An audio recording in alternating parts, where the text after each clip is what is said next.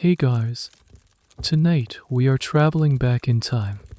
Not to a grand palace or a legendary battlefield, but to a place farthest IER. Far more uncomfortable, and frankly, a lot more fragrant in all the wrong ways. We are going to the American Wild West of the 19th century.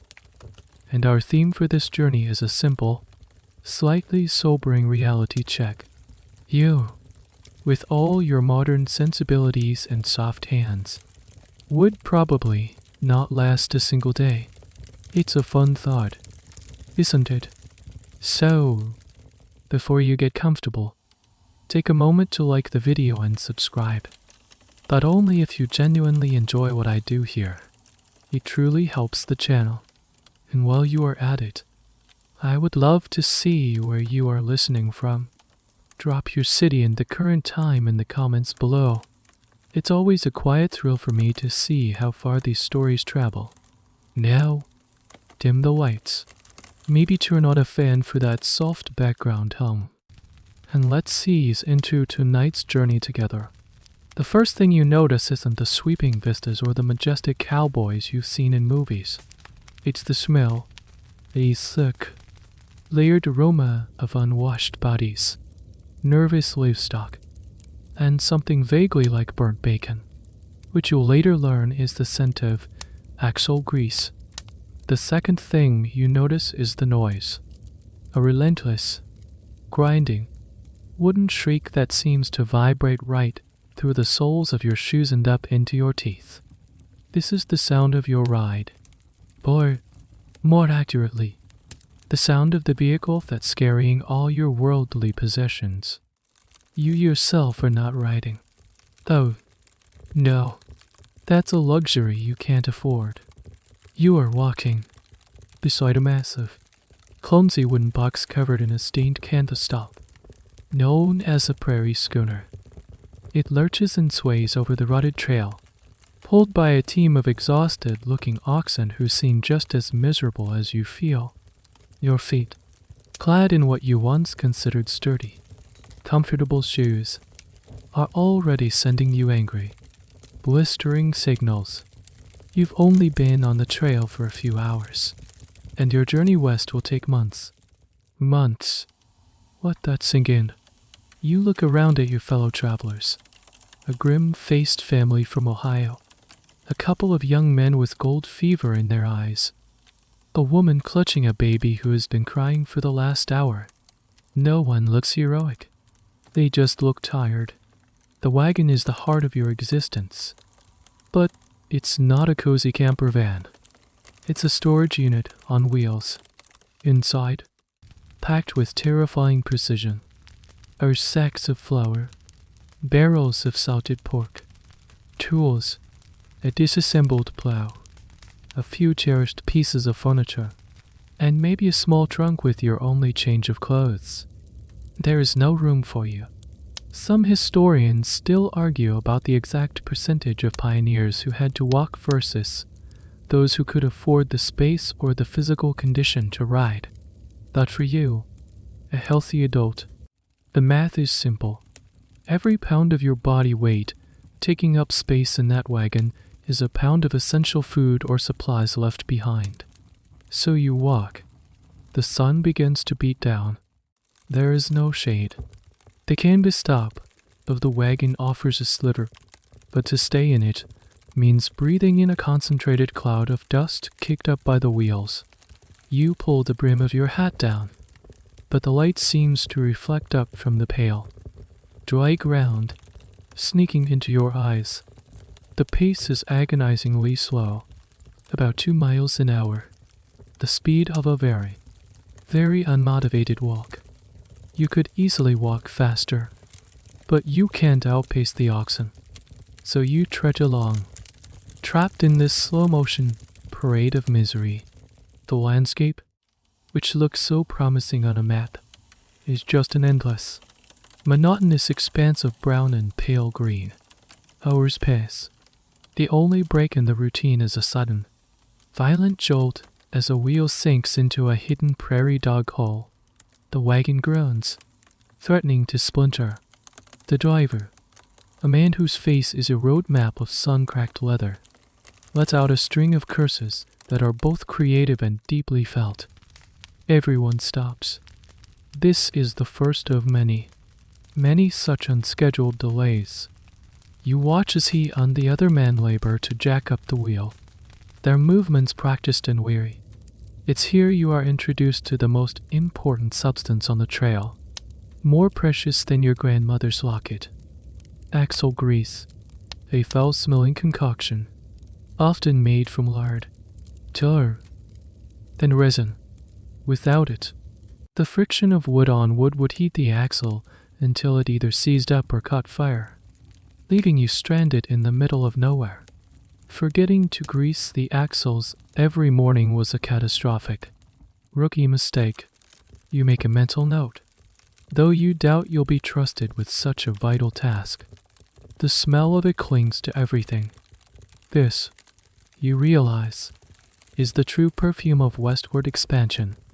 Not gunpowder or leather, but hot, stinking tar.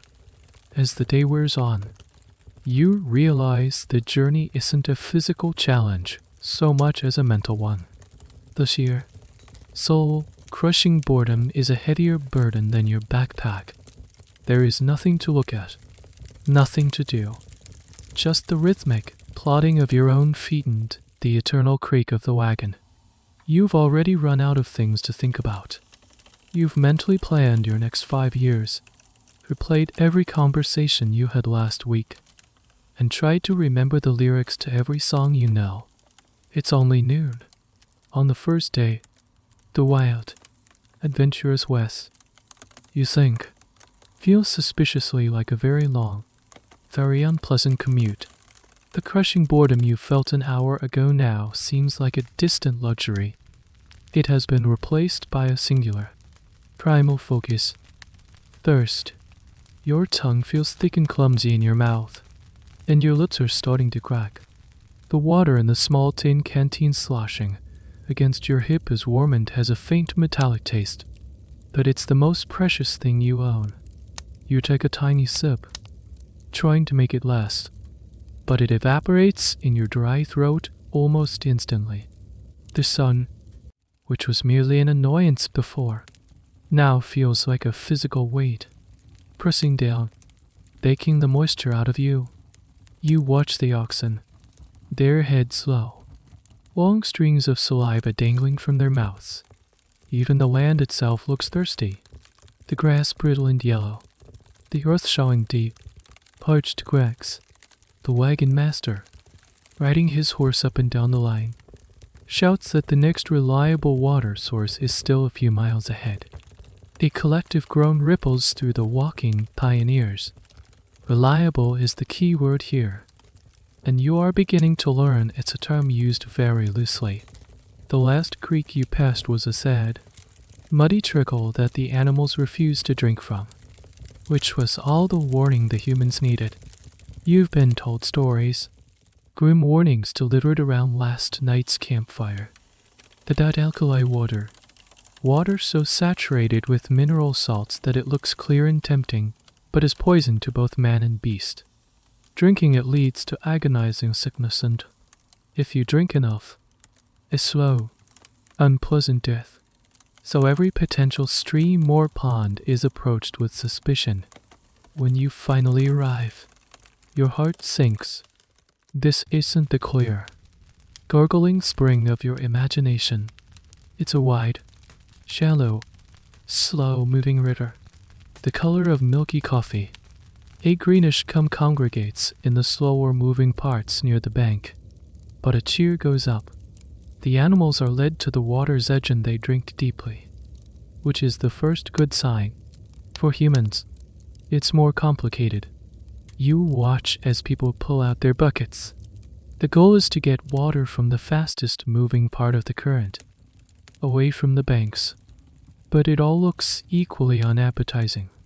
You dip your own bucket in, and the water feels lukewarm. As you pull it out, you can see tiny things swimming in it. Now you witness a ritual of desperation. An older woman from the family ahead of you takes a handful of cornmeal and stirs it into her bucket. She explains to you, in a matter-of-fact tone, that this settles the mud. Another man is building a small fire to boil water for coffee, believing the boiling process in the coffee itself will purify it. Historians still debate the effectiveness and origins of these folk remedies, while we know today that adding cornmeal does nothing to kill microbes. Did the psychological comfort it provided have a placebo effect? Did the act of boiling, even if done just for coffee, inadvertently save thousands of lives? These are the questions that arise from vague diary entries simply stating they prepared the water. Here you learn about our piece of trail lore. What of the young men? Seeing the grim look on your face tells you that what you really need is a water witch or a dowser. He describes a person who can supposedly find underground water sources using a forked stick of willow or witch hazel.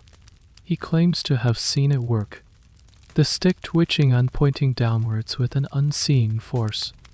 It sounds like complete nonsense to your modern ears, a superstition born of desperation. Yet, out here, where science is a distant concept and survival is immediate, you can see how people would cling to any sliver of hope. Even a twitching branch. There is no choice. You have to drink. You let your bucket sit for a while, allowing the worst of the sediment to drift to the bottom. You skim the top, then pour the slightly clearer water into your canteen, trying not to look too closely at it. You hold your breath, tilt your head back, and take a long drink. It's gritty. It tastes of dirt, of warm vegetation, and something else, an earthy bitterness that coats your entire mouth. It quenches the immediate, painful thirst, but replaces it with a cold knot of dread in your stomach. This dread has a name, cholera. You've heard it whispered. It's the great, invisible predator of the trail. A waterborne disease that could sweep through a wagon train and decimate it in a matter of days. The pioneers didn't understand germ theory. They understood bad errant bad water. They couldn't have known that the real danger was microscopic, often from water contaminated by the waste of previous travelers or even their own camp. This is one of the grim ironies of the journey west. The very trails that guided them also became corridors of disease, with each grouping knowingly leaving biological traps for the next. More people on the Oregon Trail died from disease than from Native American attacks, rattlesnake bites, and wagon accidents combined. The killer was the dramatic shootout. It was the quiet, invisible enemy in a cup of water. As you screw the lid back on your canteen, you can't help but wonder if you've just made a fatal mistake. Your thirst is gone, but a new, more profound anxiety has just begun. You are now on a clock, waiting to see if your body rebels against what you've just forced it to accept.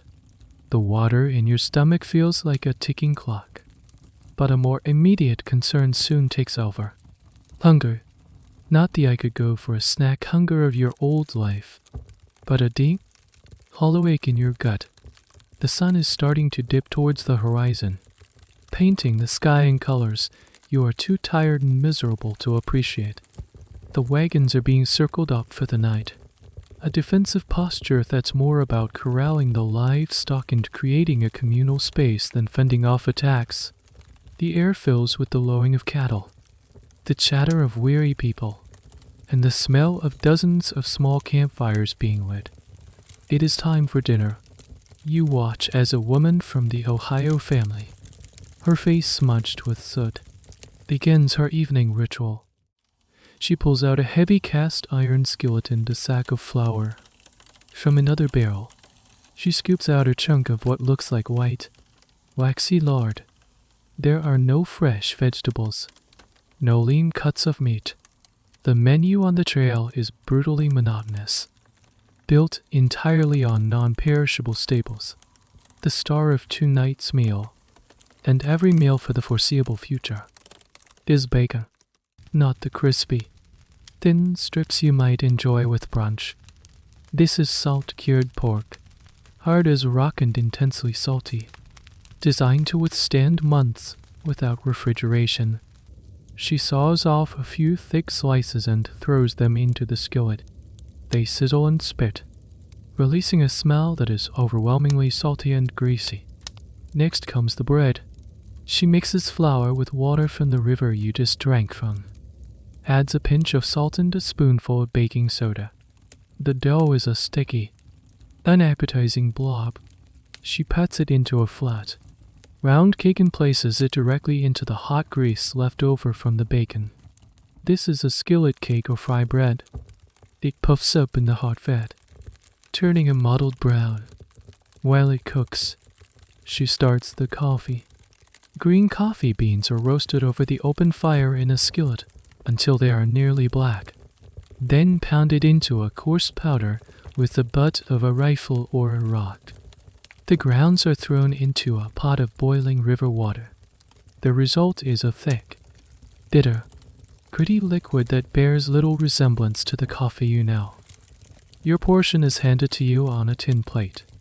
One slice of leathery, intensely salty bacon, and a piece of greasy, heavy bread.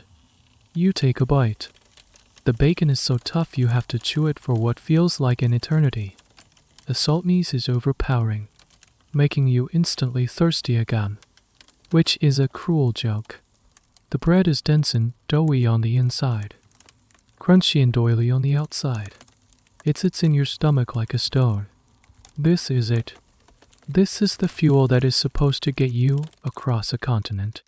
Historians had studied pioneer diets extensively, and the consensus is clear.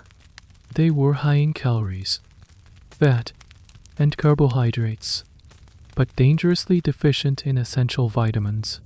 Scurvy, a disease caused by a lack of vitamin C, was a constant threat, leading to bleeding gums, loose teeth, and extreme fatigue.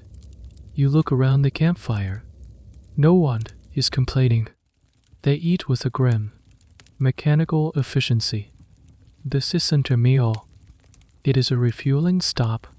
As you force down another bite, you learn about a trail delicacy you are glad isn't on the menu tonight. Hardtack, also known as a ship's biscuit or cracker. It was a simple unleavened biscuit made from flour, water, and sometimes a little salt. It was baked multiple times until it was completely devoid of moisture, making it incredibly hard and shelf-stable for years. It was so hard. In fact, that soldiers and pioneers often had to soak it in coffee or water for a long time before they could even attempt to chew it. A common and rather unappetizing cold knowledge tidbit is that these biscuits were often infested with weevils. The common saying was that it was better to eat them in the dark, so you couldn't see what you were eating. Some even joked that the weevils added a little extra protein. The academic debate about the pioneer diet often revolves around foraging. How much did they supplement their monotonous rations with food found along the way? Did they hunt successfully? Did they know which wild plants were edible? Your own ignorance is stark.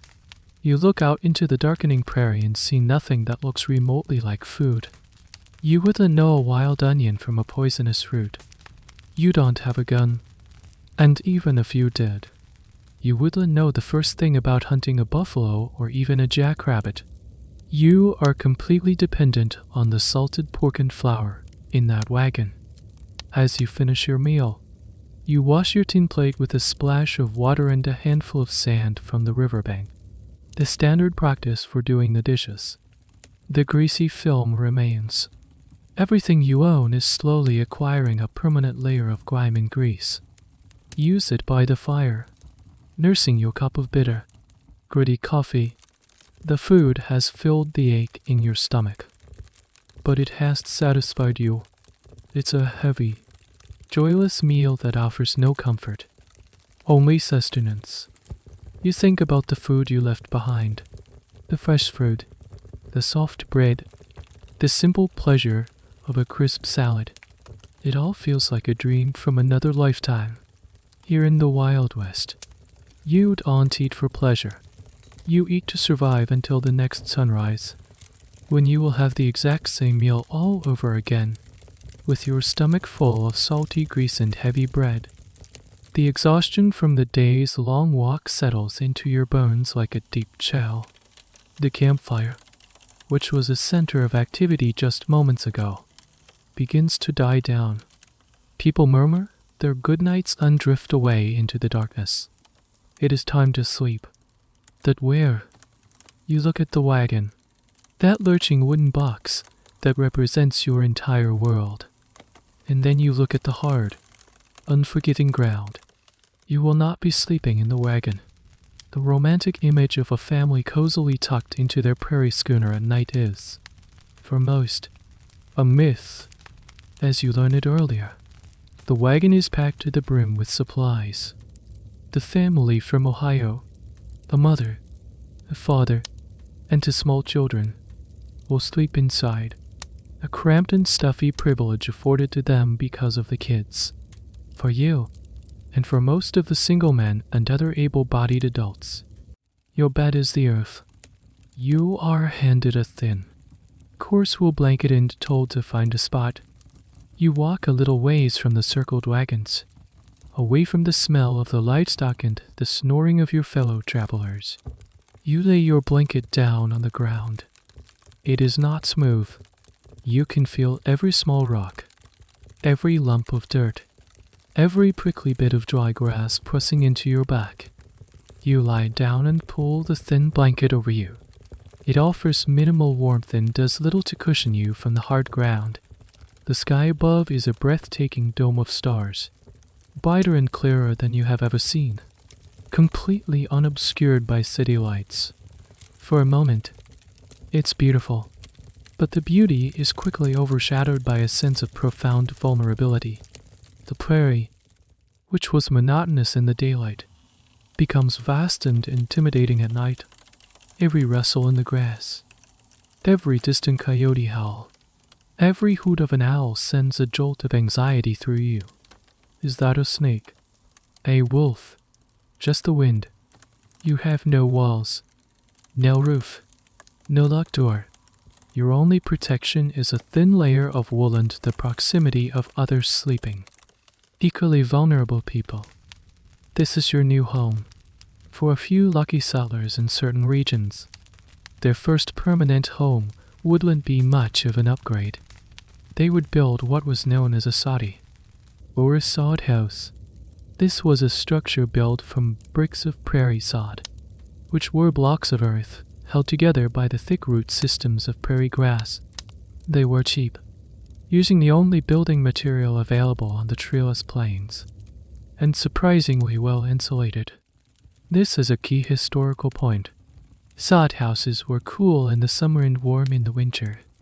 However, they came with some significant downsides. Here is the quirky, and rather unpleasant, detail about sod houses. They leaked not just water, but dirt, bugs, and occasionally, snakes. A common complaint from women living in sod dyes was the constant battle against dirt falling from the ceiling onto their beds, their food, and their children. They would often stretch a layer of canvas or muslin cloth just below the sod roof to catch the worst of the debris. Imagine lying in bed and hearing the skittering of insects or something larger just inches above your head, separated only by a thin piece of fabric. It puts a whole new perspective on a roof over your head.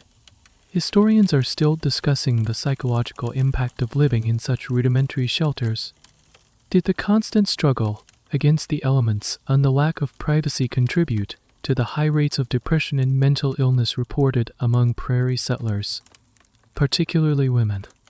Or was it simply the immense loneliness and isolation? It's a chicken and egg problem that diary entries only hint at. The entries speak of hardship, but the deep, underlying emotional toll is often left between the lines. Tonight, You don't even have the luxury of a leaky sod roof. A cold wind picks up, slicing through your thin blanket. You curl into a tight ball, trying to conserve warmth. You can't find a comfortable position. A sharp rock is digging into your hip. You shift, and now a clump of dirt is pressing into your shoulder blade. You think of your bed back home, with its soft mattress, its clean sheets, its plush pillows. The memory is so vivid it's almost painful. Sleep doesn't come easily. It comes in short, fitful bursts, punctuated by the sounds of the night and the discomfort of your makeshift bed.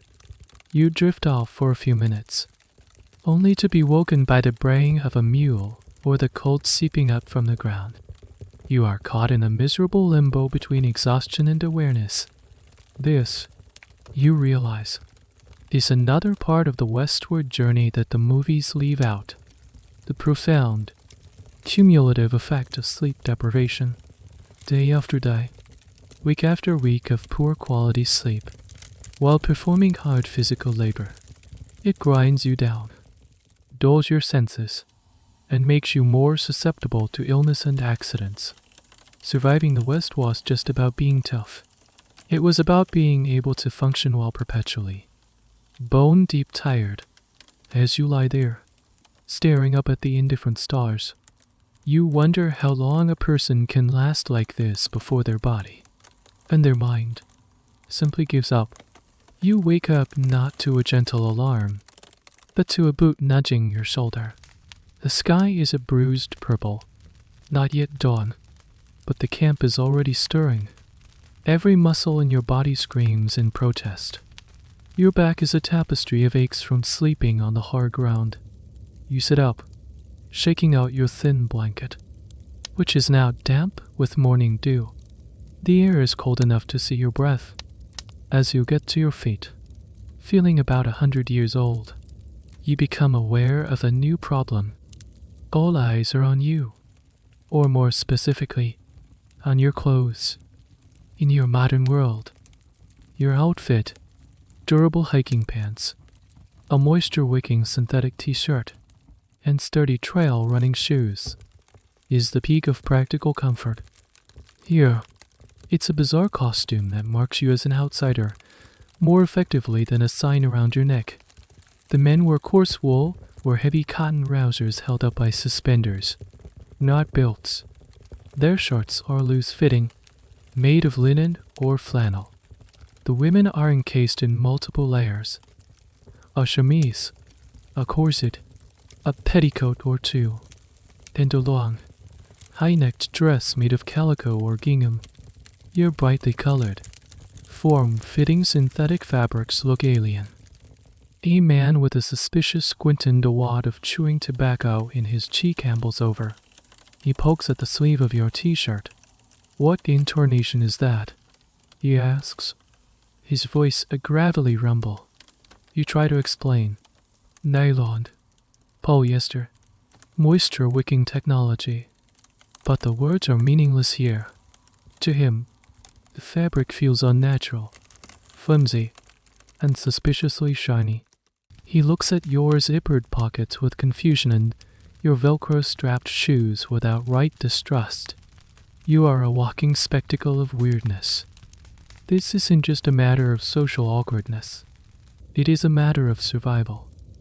Your clothing is dangerously impractical for this environment.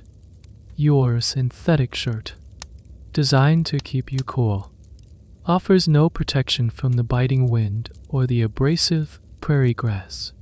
Worse, it's a fire hazard. A single stray ember from the campfire could melt a hole in it in seconds. Or worse, cause it to fuse to your skin. The sturdy wool and cotton worn by the pioneers were heavy and hot, but they were also durable and relatively fire-resistant. They could be patched and mended endlessly.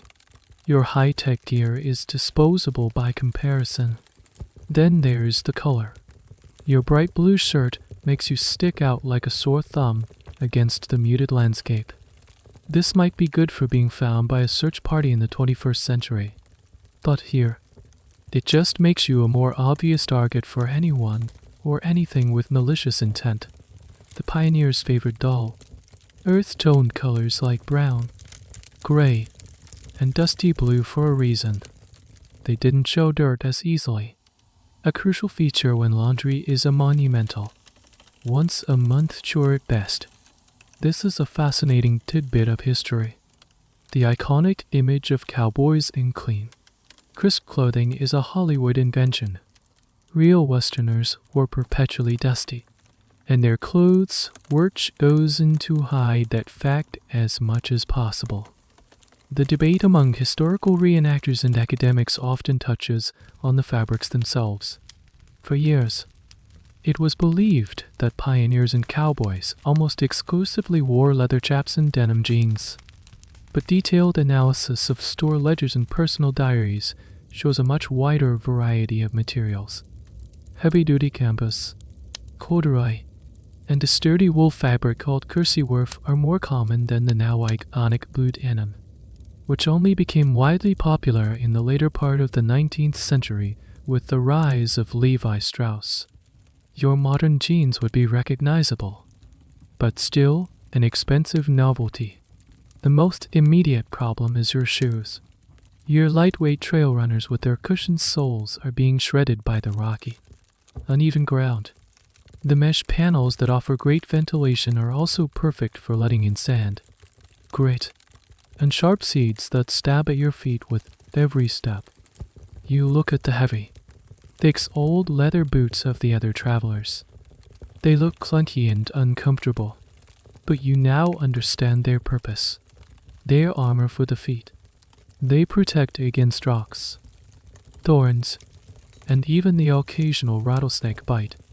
Your shoes offer no such protection. The wagon master gives you a long, disapproving look. He tells you that you can't continue on like this. Your clothes are a liability. They won't last. They offer no protection. And they mark you as a greenhorn, an inexperienced newcomer who is likely to be a danger to themselves and others. He says that at the next trading post, which is still several days' walk away, you will need to use whatever money you have to buy a proper outfit. You look down at your comfortable, practical, and now utterly useless clothing. It's another modern comfort, another piece of your identity that you have to shed to survive. You are being stripped down, layer by layer, to the bare essentials of this new, harsh reality. And as you start your slow, aching walk for the day, the strange looks from your fellow travelers feel heavier than ever. You are not just an outsider. You are a fool. After what feels like an eternity of walking, with your modern shoes now held together by desperation and a piece of twine someone gave you, you finally spot it on the horizon. A trading post. It is not a town, not even a village. It is a handful of crude, low-swung buildings huddled together in the vast emptiness, looking like they were dropped there by accident. A curl of smoke rises from a chimney, the most welcoming sight you have seen in days. This is your chance to shed your alien skin and purchase the proper attire the wagon master demanded.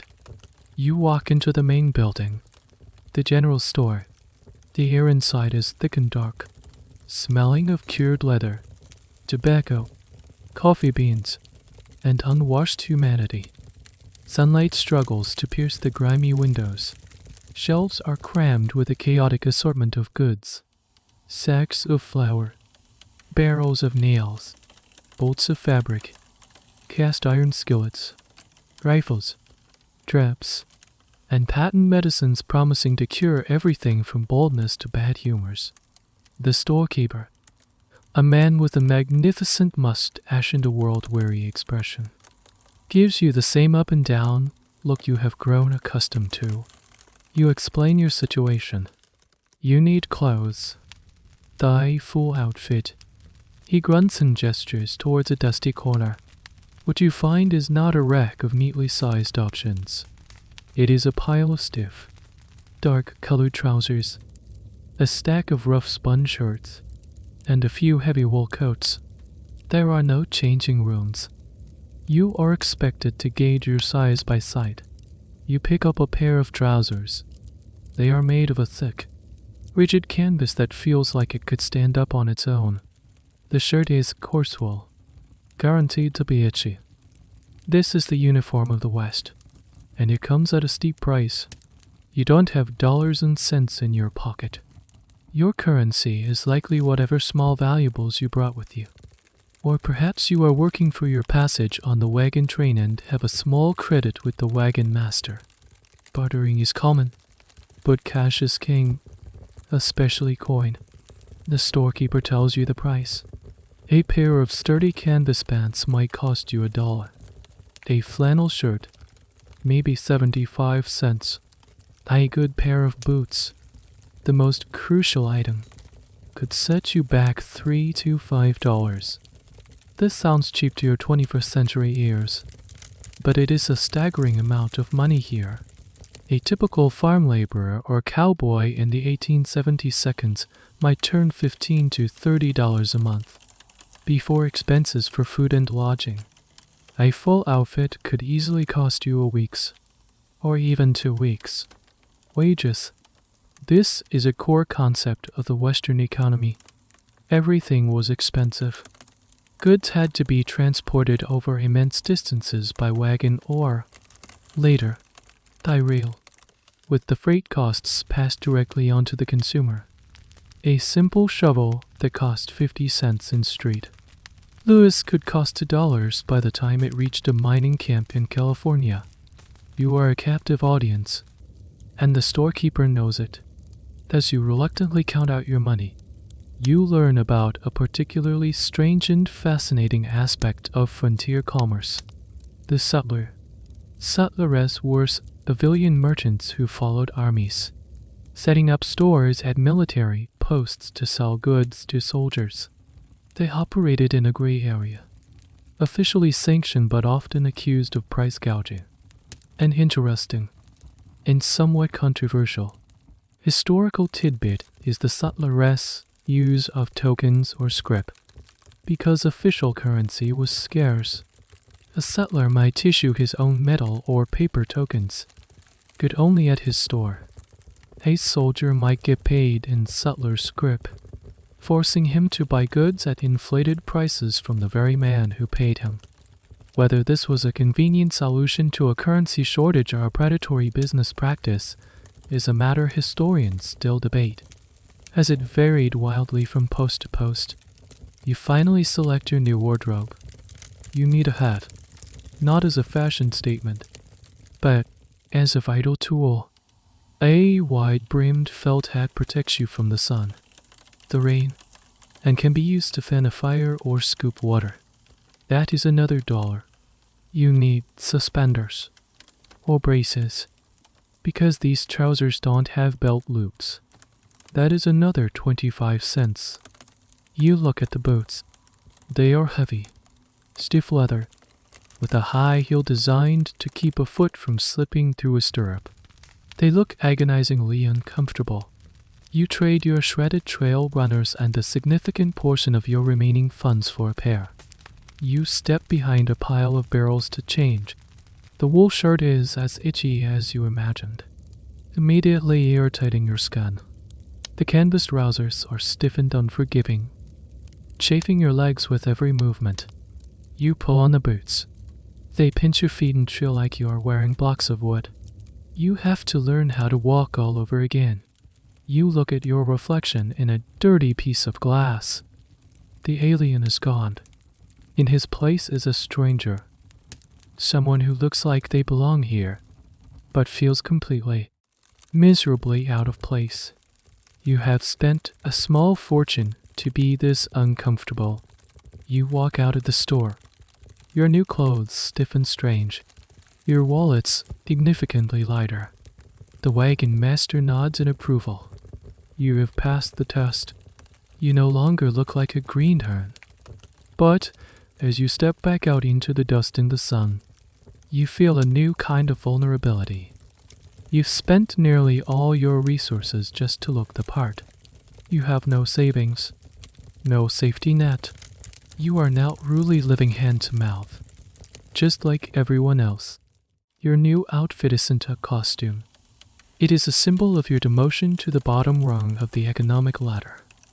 Dressed in your new, ridiculously uncomfortable clothes, you start to feel a false sense of security. You look the part. You survive the first few hurdles. But the Wild West has a near infinite supply of dangers. And the next one is something you can't even see. It's microscopic, and it thrives in the very conditions you now accept as normal. Filth. Your day is a cycle of dust and sweat. There are no showers. Washing means, at best, a quick wipe down with a damp cloth using a little of your precious, non-potable water.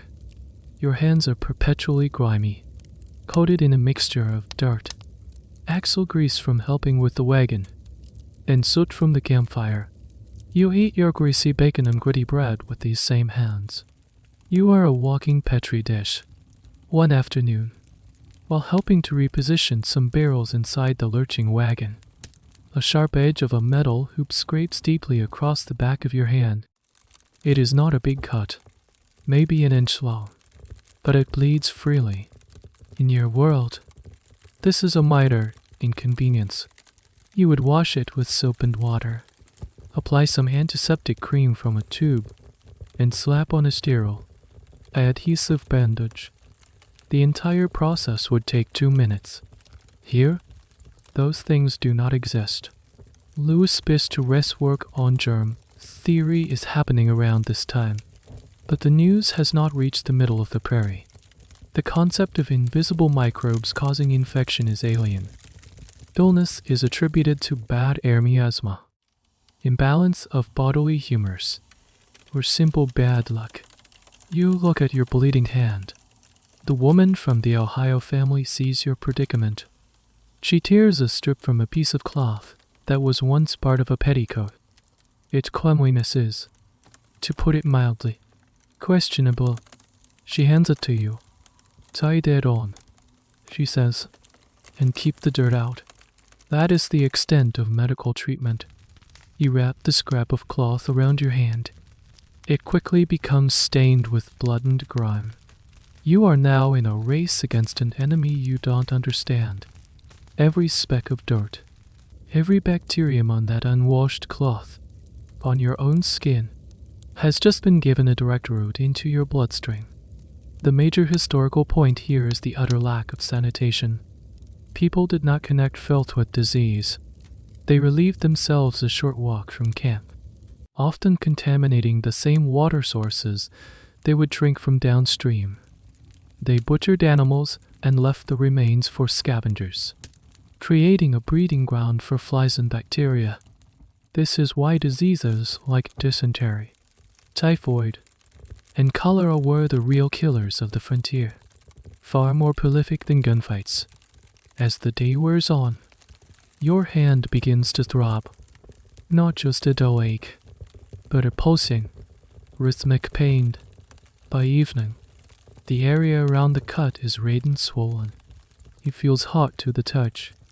These are the classic signs of infection, but you are the only one who recognizes them.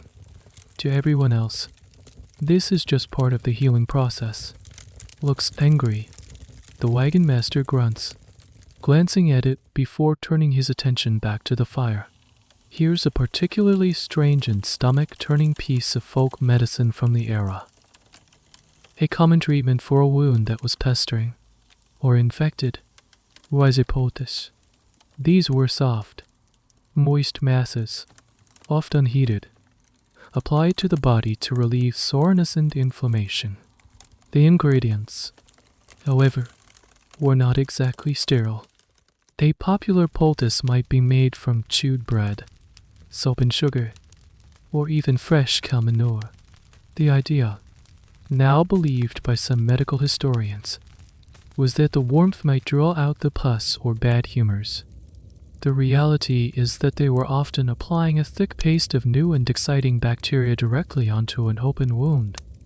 The debate continues whether some of these poultices, like those made with certain molds or mosses, might have had some coincidental, minute antiseptic properties, or if they were uniformly catastrophic.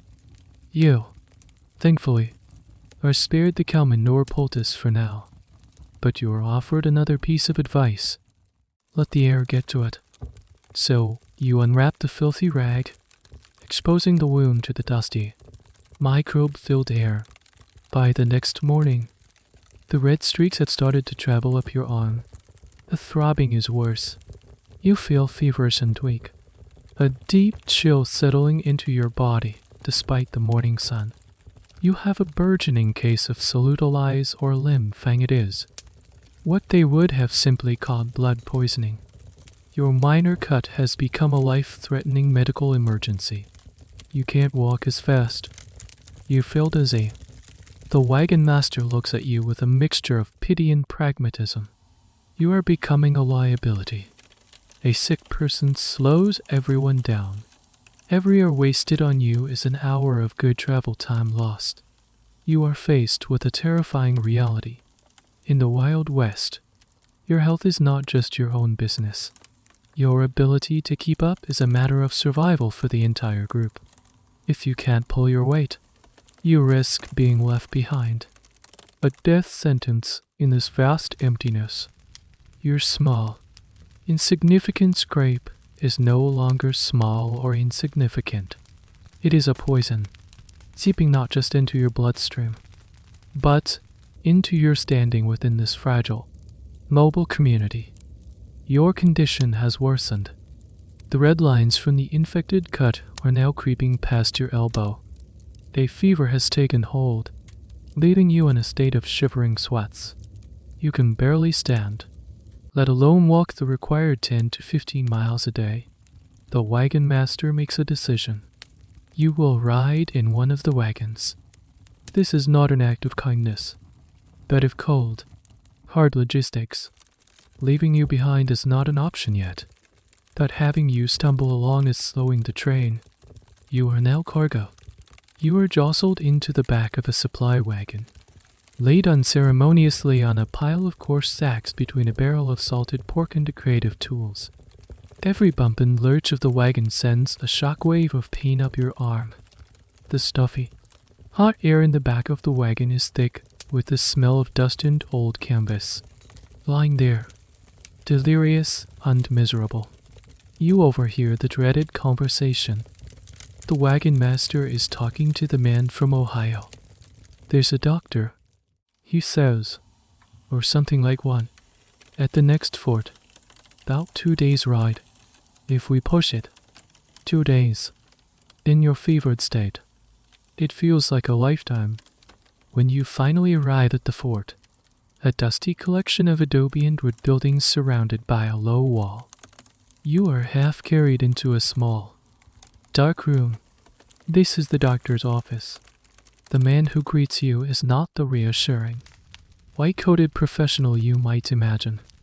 He is an old man with a stained coat, unsteady hands, and the faint smell of whiskey on his breath. He might be a formally trained doctor who has fallen on hard times, a former army surgeon, or, just as likely, a self-taught amateur with a good dose of confidence and a strong stomach. He examines your arm, his touch surprisingly rough. He prods the swollen, angry flesh and grunts. Blood poisoning, he declares, confirming your fears. It will have to come off. Your heart plummets. HES not talking about a bandage. HES talking about your arm. Amputation was the go-to solution for severe infections in an era before antibiotics. It was a brutal but often effective way to stop the spread of gangrene or systemic infection. The primary historical point here is the sheer speed and crudeness of 19th century surgery.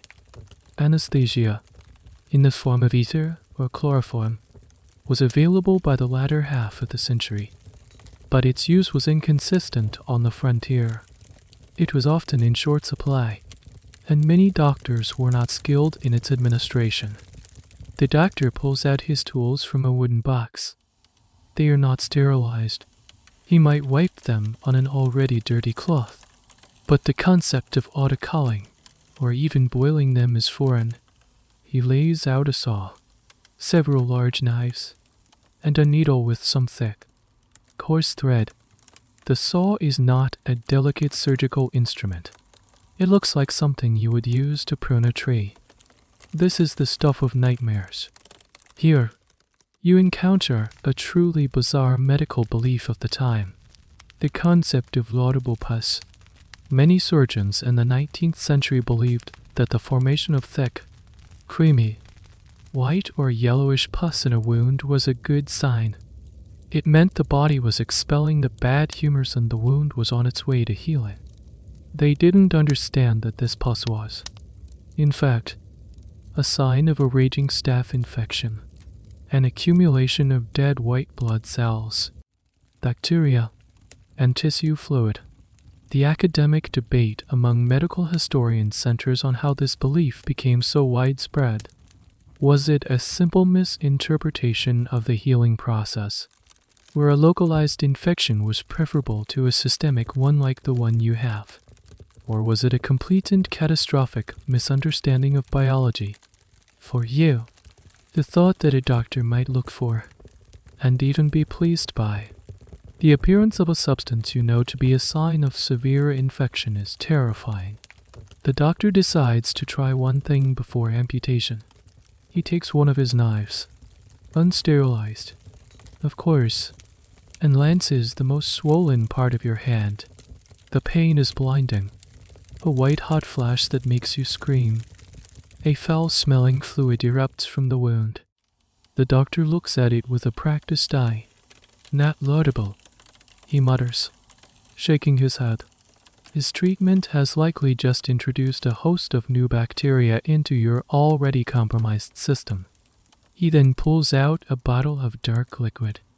It could be carbolic acid, a very early and harsh antiseptic. But it is more likely whiskey or a useless patent medicine. He pours it over the open wound. The sting is so intense it makes you black out for a second. He wraps your arm in a cleaner bandage and tells the wagon master you might have a chance. But you will need to rest. He charges an exorbitant fee for the consultation. You are carried back to the wagon. Your arm on fire. Your fever still raging. You have survived your encounter with a 19th century doctor, but you are far from saved.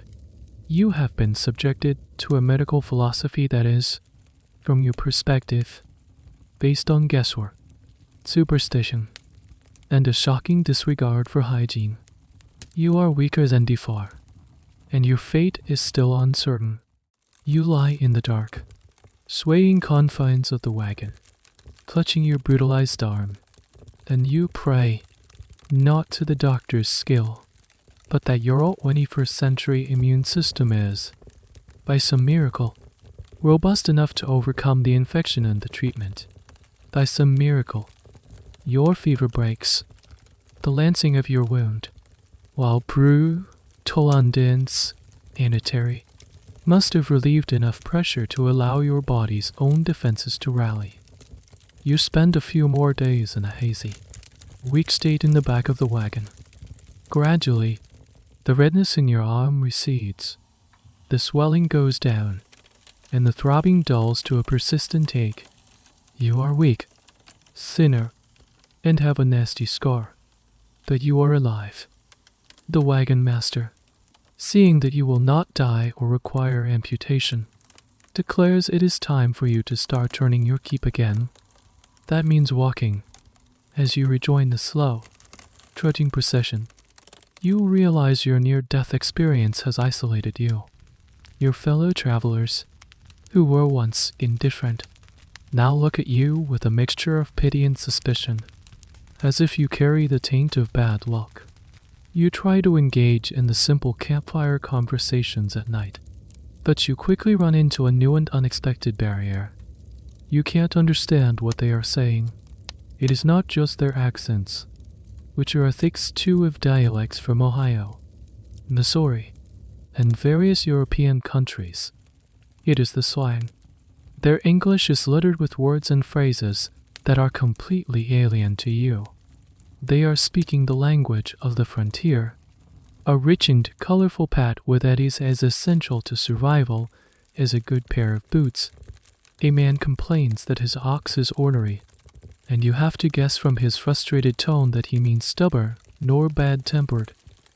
Another talks about heading to the calaboose in the next town, and it takes you a moment to realize he means the jail. They talk about grub food, seeing the elephant a metaphor for facing a great and terrible ordeal, from which you emerge changed, and being plumb tuckered out completely exhausted. You are constantly a step behind, trying to piece together the meaning from context, feeling like a fool. The major historical point here is the rapid evolution of language in a new environment. American English was diverging from British English. In nowhere was this more apparent than in the West. New words were needed for new experiences, new landscapes, and new technologies. Words were borrowed from Spanish lariat from lar aide, stampede from estampida, from Native American languages, and many were simply invented on the spot. This linguistic melting pot created a vibrant and highly regional dialect. You ask one of the younger men where he is from, and he says he is a puke from Missouri. You recoil slightly, thinking it is a self-deprecating insult. He laughs at your confusion and explains that people from Missouri are pukes, from Illinois are suckers, from Indiana are Hoosiers, and from Michigan are Wolverines. These weren't insults. They were regional identities, worn with a strange sense of pride. This is a fascinating, unquirky piece of American history. The origins of these nicknames are hotly debated by historians and linguists. One theory for puke is that a wave of Missourians who arrived at the Galena lead mines were so numerous. It was said that the state had taken a vomit. Another, less graphic theory connects it to a different source entirely. The true origins are likely lost to time, making it a perfect example of a historical debate that still sparks arguments today. Your inability to grasp the local vernacular is more than just embarrassing. It is dangerous. One evening, the wagon master tells you to keep your eyes peeled for sodbusters. You nod, pretending to understand, and spend the next hour nervously scanning the horizon for some kind of monster. You later learn that a sodbuster is simply a farmer, someone who plows the sod. The term was often used with a hint of derision by cattlemen, who saw farmers and their fences as a threat to the open range. Your misunderstanding could have led to a serious mistake. You feel a profound sense of isolation. Language is what connects us, and you are disconnected.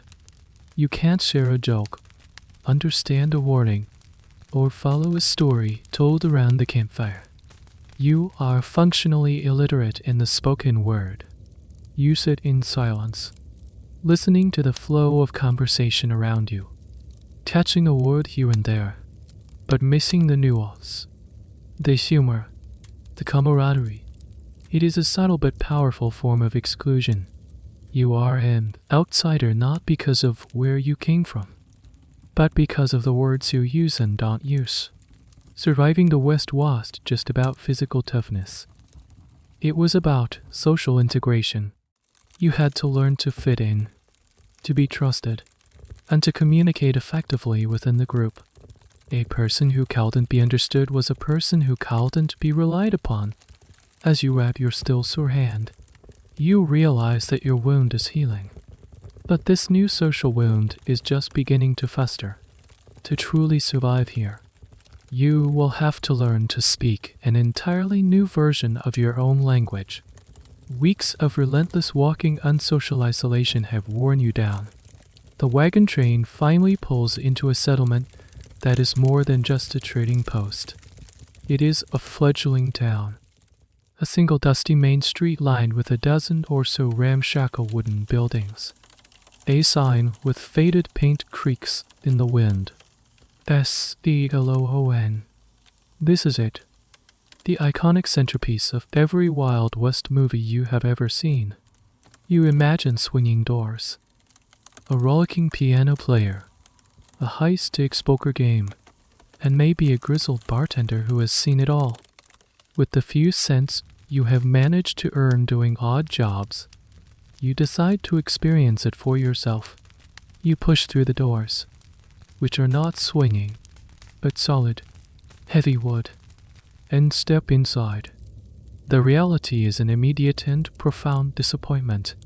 The room is small, dark, and smells powerfully of stale beer, sweat, and sawdust. There is no piano player.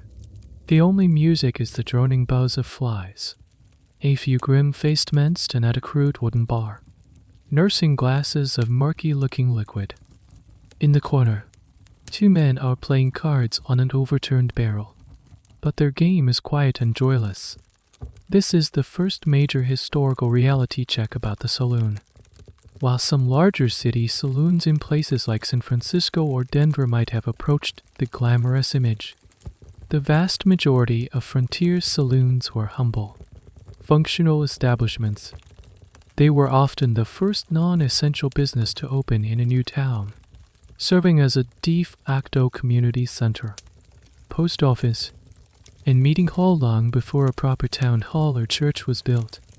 They were a place for men to escape the hardship and monotony of their lives, not a stage for dramatic showdowns. You approach the bar. The bartender, who is neither grizzled nor wise-looking, but just a tired-looking man with a stained apron, eyes you warily. You ask for a beer. He slides a grimy, thick glass across the splintered wood and fills it from a barrel.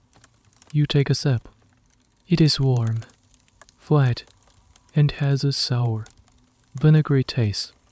It has probably been sitting in that barrel for weeks, slowly going bad. You try to hide your grimace. You look at what the other men are drinking.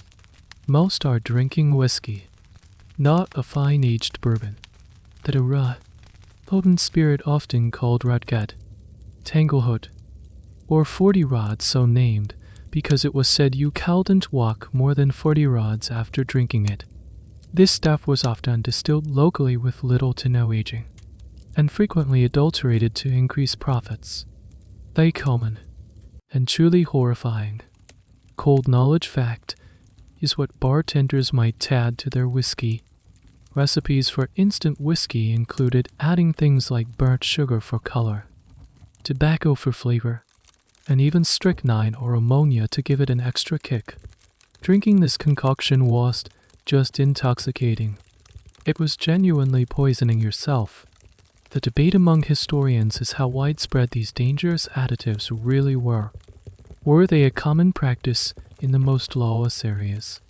Or were they an exaggerated myth, part of the temperance movement's propaganda to demonize saloons?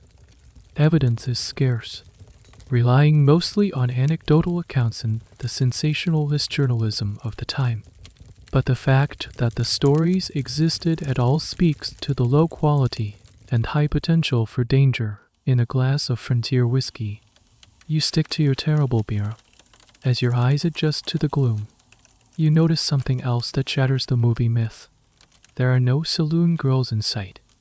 The idea of the elaborately costumed dance hall girl with a heart of gold is largely a Hollywood creation.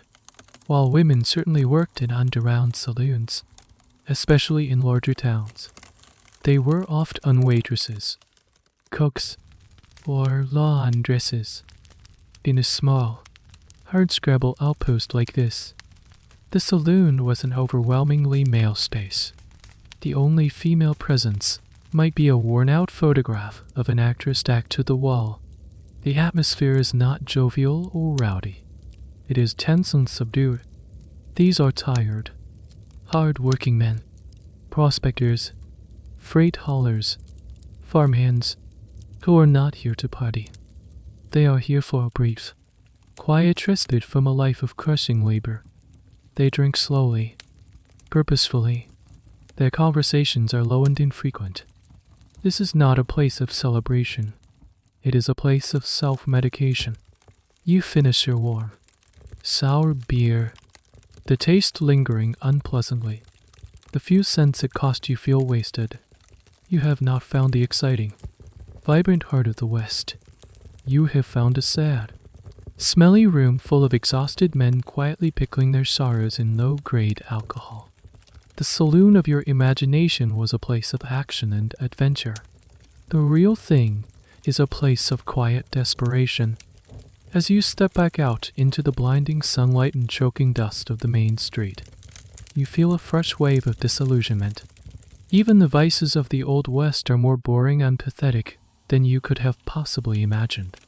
The thrill of the frontier is a well-marketed lie, and you have just paid to taste it. As you leave the depressing reality of the saloon, a small commotion at the other end of the street catches your attention. Two men are shouting at each other, their argument growing louder and more heated. A small crowd gathers. You instinctively look around for the town marshal, the heroic figure you have seen in countless films, the man who will stride calmly into the middle of the conflict, hands hovering over his twin revolvers, and restore order with a cool head and a steely gaze. Eventually, a man does emerge from one of the buildings. He is not tall and imposing. He is of average height, with a slight paunch spilling over his belt buckle. He is not wearing a pristine, star-shaped badge. A small, tarnished piece of metal is pinned crookedly to his vest. He doesn't stride. He ambles, with a weary reluctance that suggests he would rather be anywhere else. This is the town marshal, and he is a far cry from Wyatt Earp or Wild Bill Hickok. He doesn't draw his weapon. He doesn't deliver a stern speech. He approaches the two shouting men and begins talking to them in a low, tired voice. The argument, you gather, is over a disputed debt involving a lame horse. It is a pathetic, everyday squabble. The marshal spends several minutes listening, mediating, and eventually, he separates them, sending them off in opposite directions with a final, exasperated warning. The crowd disperses, the brief flicker of drama extinguished. This is the central historical truth about lawmen in the West. Their job was far more about mundane peacekeeping than heroic gunfights. A typical town marshal or county sheriff spent most of his time dealing with drugs, breaking up fistfights, collecting taxes, serving warrants, and inspecting cattle brands. It was a poorly paid, often thankless job that combined the duties of a modern police officer, a social worker, and a court clerk. The famous gunfights that define our image of Western lawmen were exceedingly rare events. For every OK Corral, there were thousands of hours of tedious, unglamorous work. You learn that this particular marshal is also the town's part-time blacksmith. This was common in many small communities. Being a lawman was not a full-time profession. The salary was too low to live on, so the marshal often had another trade. He might be a saloon keeper, a butcher, or a barber. This created an obvious conflict of interest, but it was a practical necessity. Here you discover a quirky and often overlooked aspect of Western law, the fee system. Many law enforcement officers were not paid a flat salary. Instead, they earned fees for each specific task they performed. They got a fee for making an arrest, a fee for serving a subpoena, and a fee for every meal they provided to a prisoner in their jail. This system created a perverse incentive. A marshal might be more inclined to arrest someone for a minor infraction like being drunk and disorderly because it guaranteed him an income. This is a point of contention for historians. Was the fee system a pragmatic way to fund law enforcement in cash-strapped communities? Or did it encourage a form of low-level corruption, where lawmen arrested people for profit? The answer likely lies somewhere in between, varying greatly from town to town and from sheriff to sheriff. You see the marshal later, sweeping the wooden sidewalk in front of his blacksmith shop. He looks less like a gun-slinging hero and more like a tired small business owner who has been saddled with an extra inconvenient responsibility. He has no deputy. He is the entire police force. If real trouble started, say, a trail crew of rowdy cowboys hitting town after a long cattle drive, he would be completely outmatched. In such cases, his main tool was his gun, but his ability to negotiate and de-escalate, or, failing that, to form a posse comitatus by deputizing ordinary citizens to help him. The thought of being handed a gun and told to face down a dozen drunk cowboys is a terrifying one. The myth of the Western lawman is one of a man standing alone against the forces of chaos. The reality was a man deeply embedded in his community, often overworked and underpaid, whose success depended more on his reputation and the community's consent than on his speed with a pistol. He was a peacekeeper, not a gunslinger. His greatest victories were the fights that never happened. As the dust settles on the main street, you look at the marshal, now hammering a glowing piece of iron on his anvil. You realize the law in the Wild West was not a shining beacon of justice.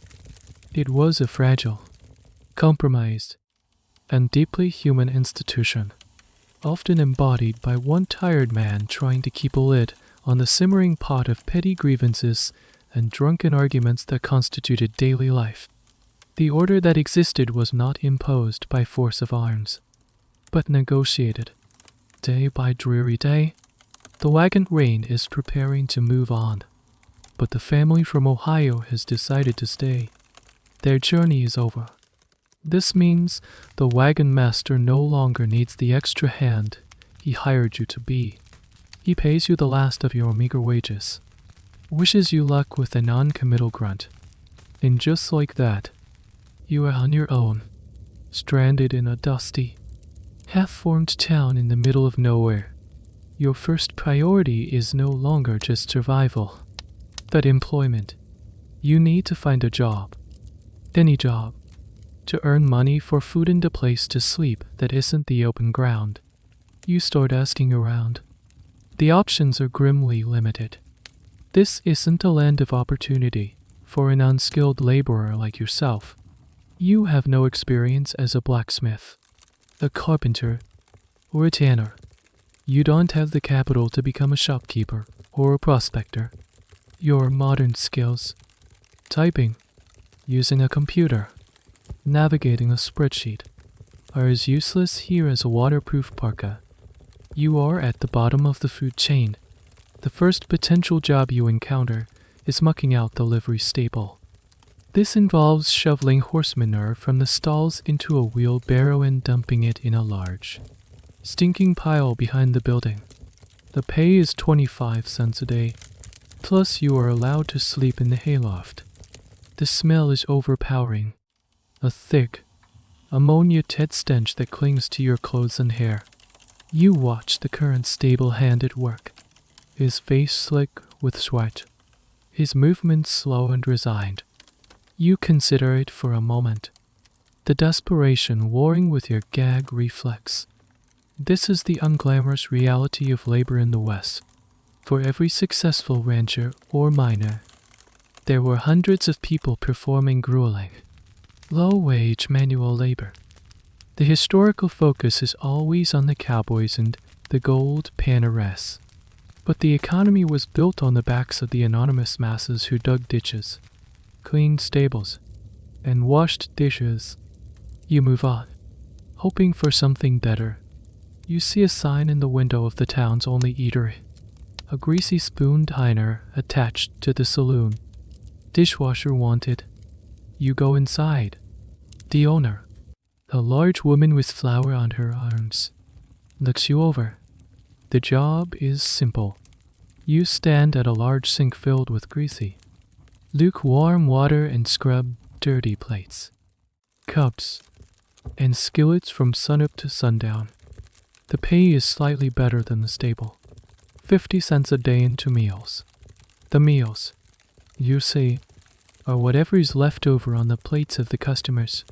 You look at a plate returning to the kitchen. Half-eaten beans congealing next to a piece of crystalline meat. Your stomach turns.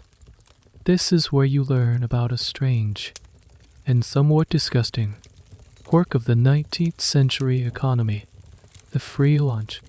In many saloons, particularly in larger towns, a customer who bought a drink would be entitled to a free lunch. This was not a gourmet spread.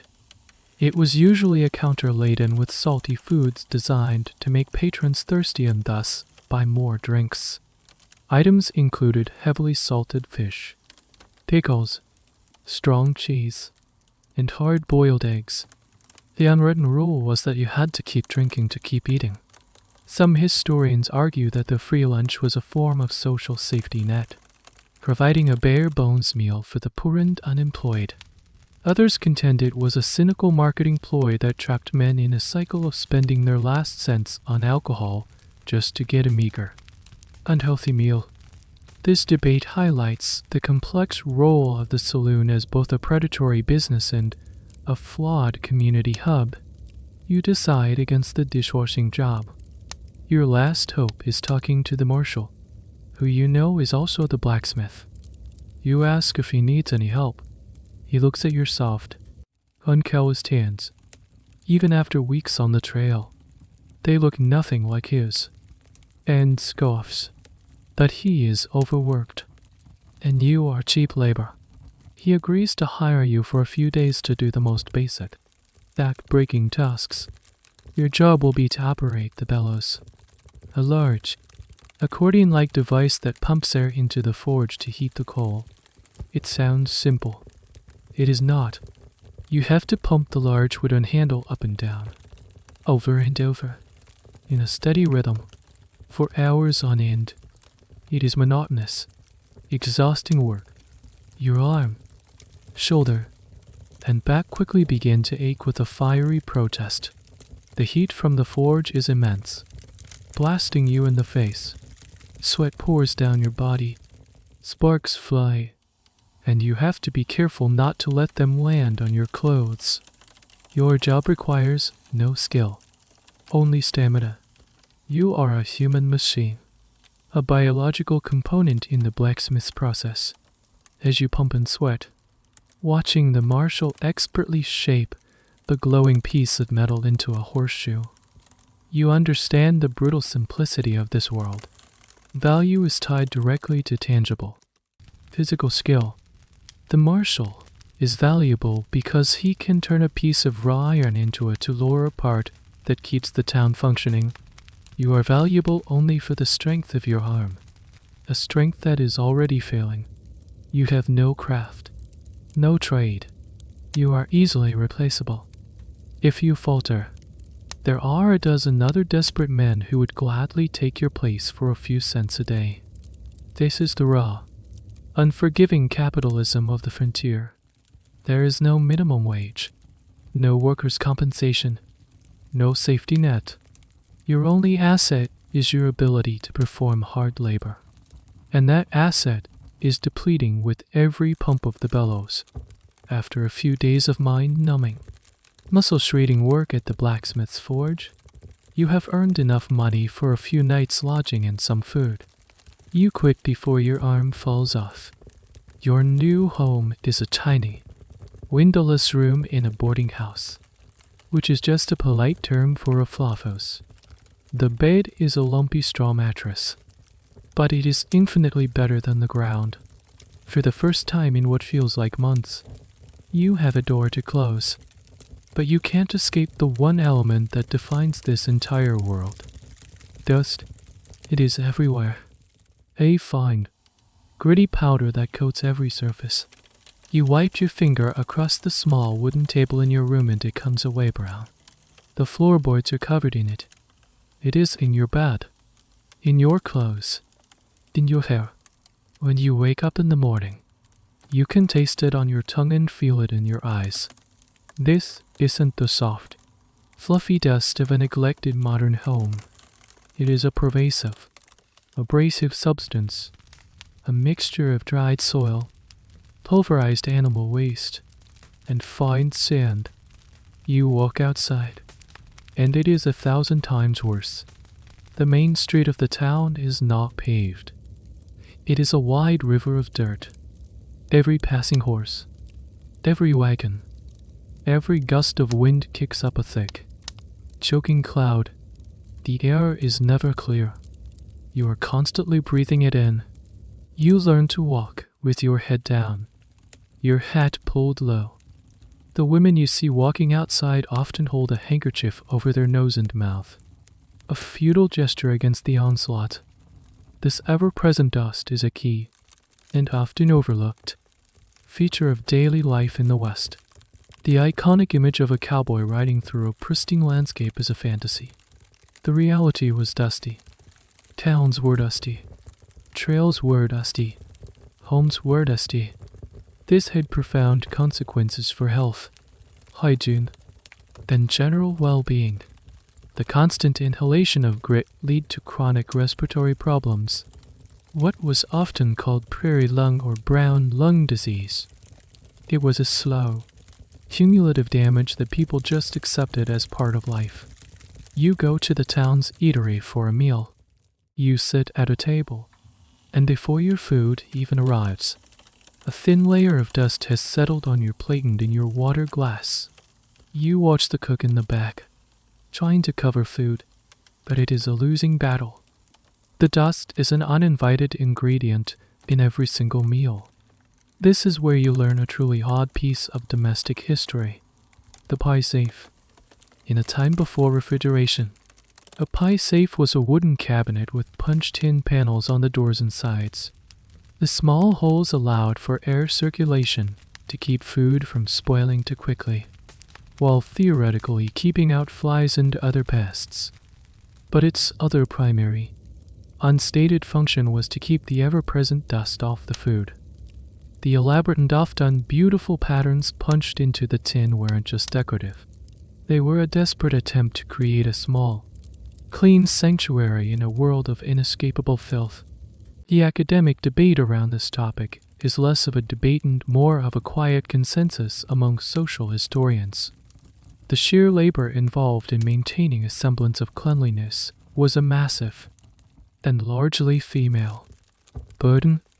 Diaries of frontier women are filled with endless accounts of sweeping, dusting, and washing, a relentless and ultimately unwinnable war against the dirt.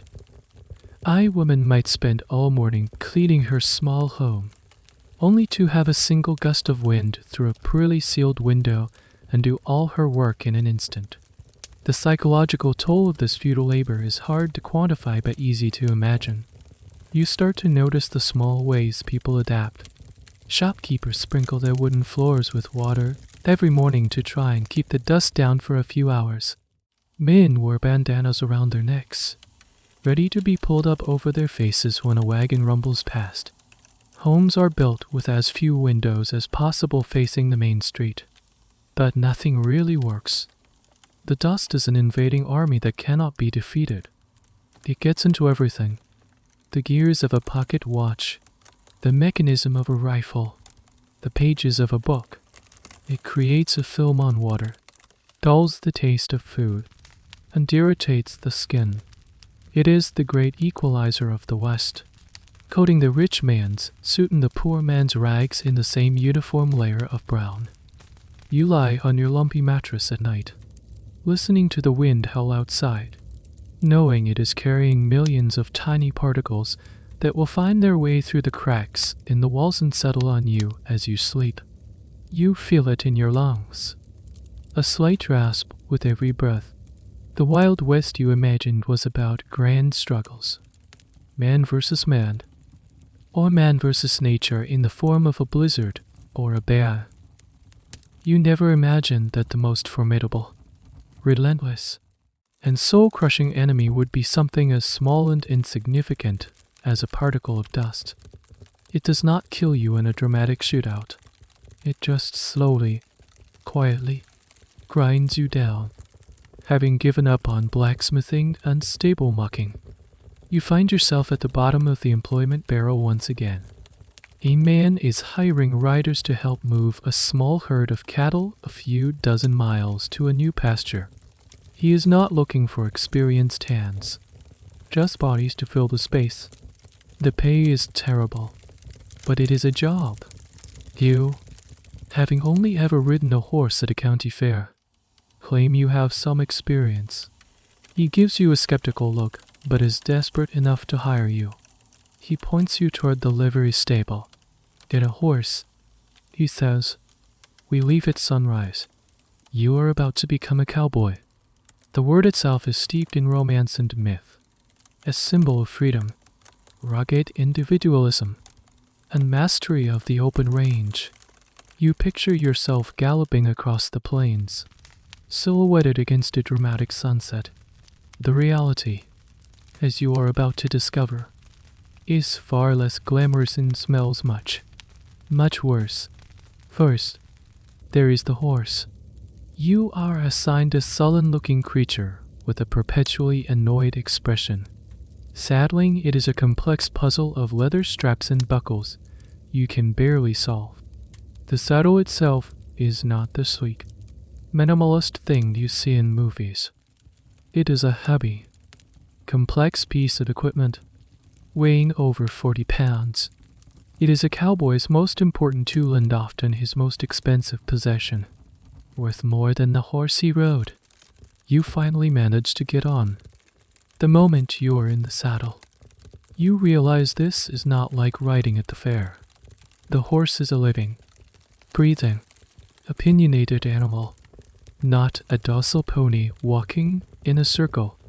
Your body is stiff and awkward. The other riders, true cowboys, move with a fluid grace, looking like they were born in the saddle. You look like a sack of potatoes tied to a fence post. The work begins. Your job is not to gallop heroically, but to ride slowly at the edge of the herd, a position called drag. This is the worst job, reserved for the greenhorns. You are at the back of the herd, riding in the thick, choking cloud of dust kicked up by hundreds of hooves. You can't see. You can't breathe.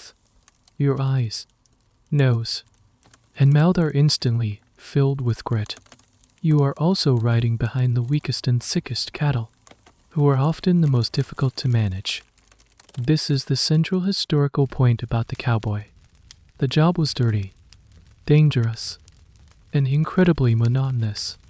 The great cattle drives of the post-Civil War era, from Texas to the railheads in Kansas, were grueling, months-long ordeals. The cowboy worked 12 to 18 hours a day, 7 days a week, in all weather conditions. The primary task was not fighting bandits, but preventing stampedes and stopping the cattle from losing weight as they were sold by the pound. It was, in essence, the long, slow, stressful job of animal husbandry on the move.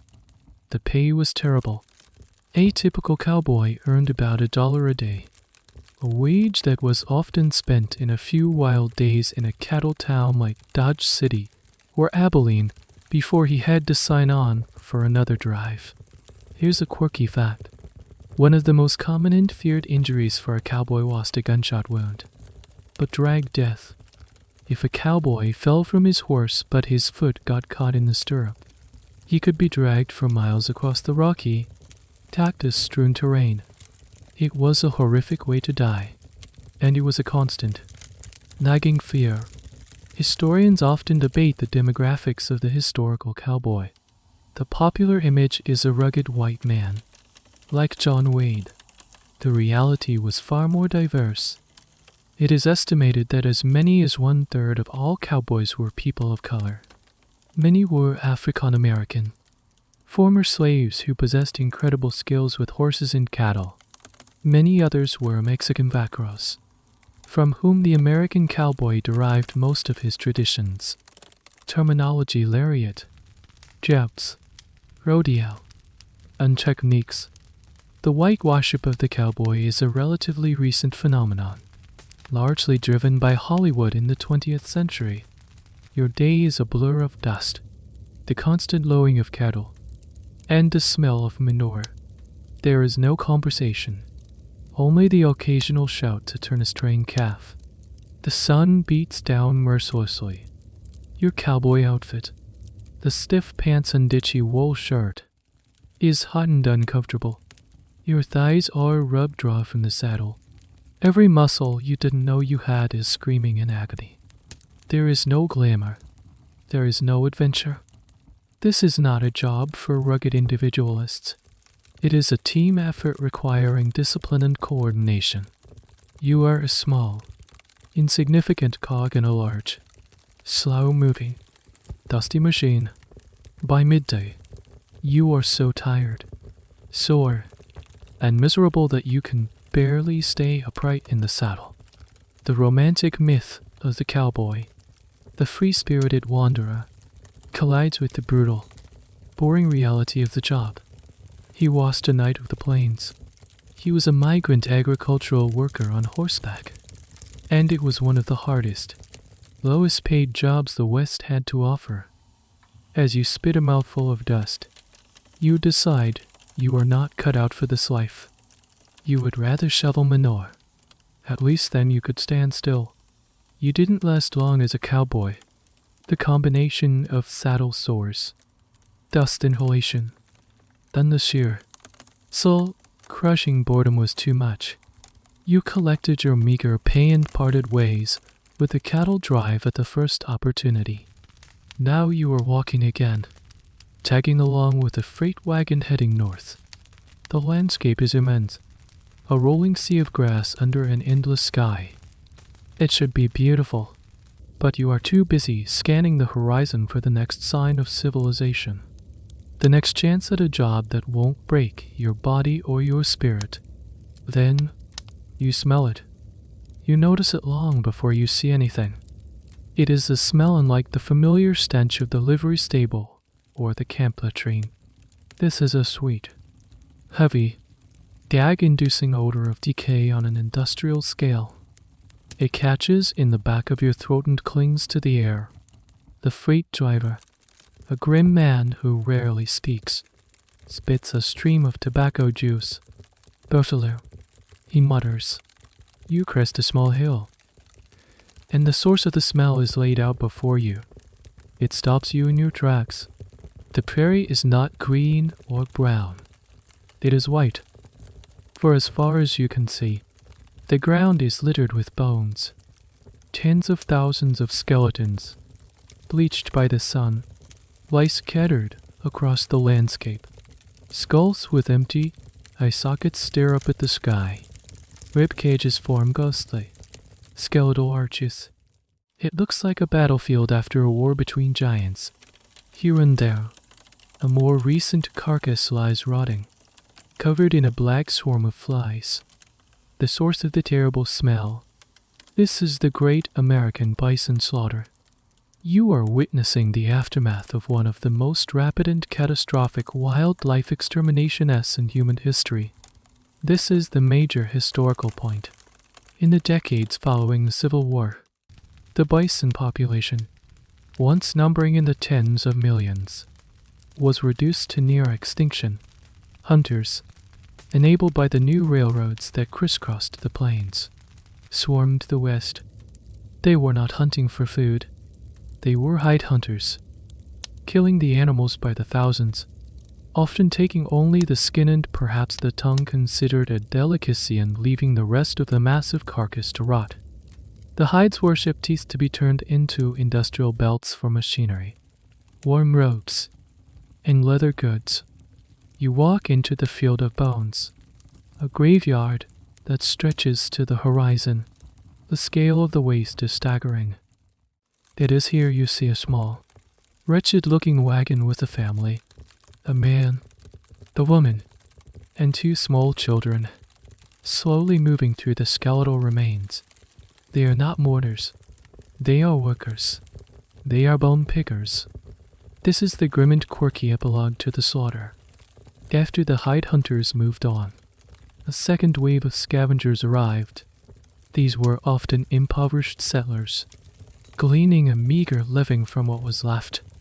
They collected the buffalo bones, which were then shipped east by the trainload. The bones were ground into fertilizer, used as charcoal in the sugar refining process, and even used to make fine bone china. Every part of this ecological disaster was commodified. The family works in silence, their movements mechanical, piling the bones into their wagon. A second, more desperate harvest from a dead landscape.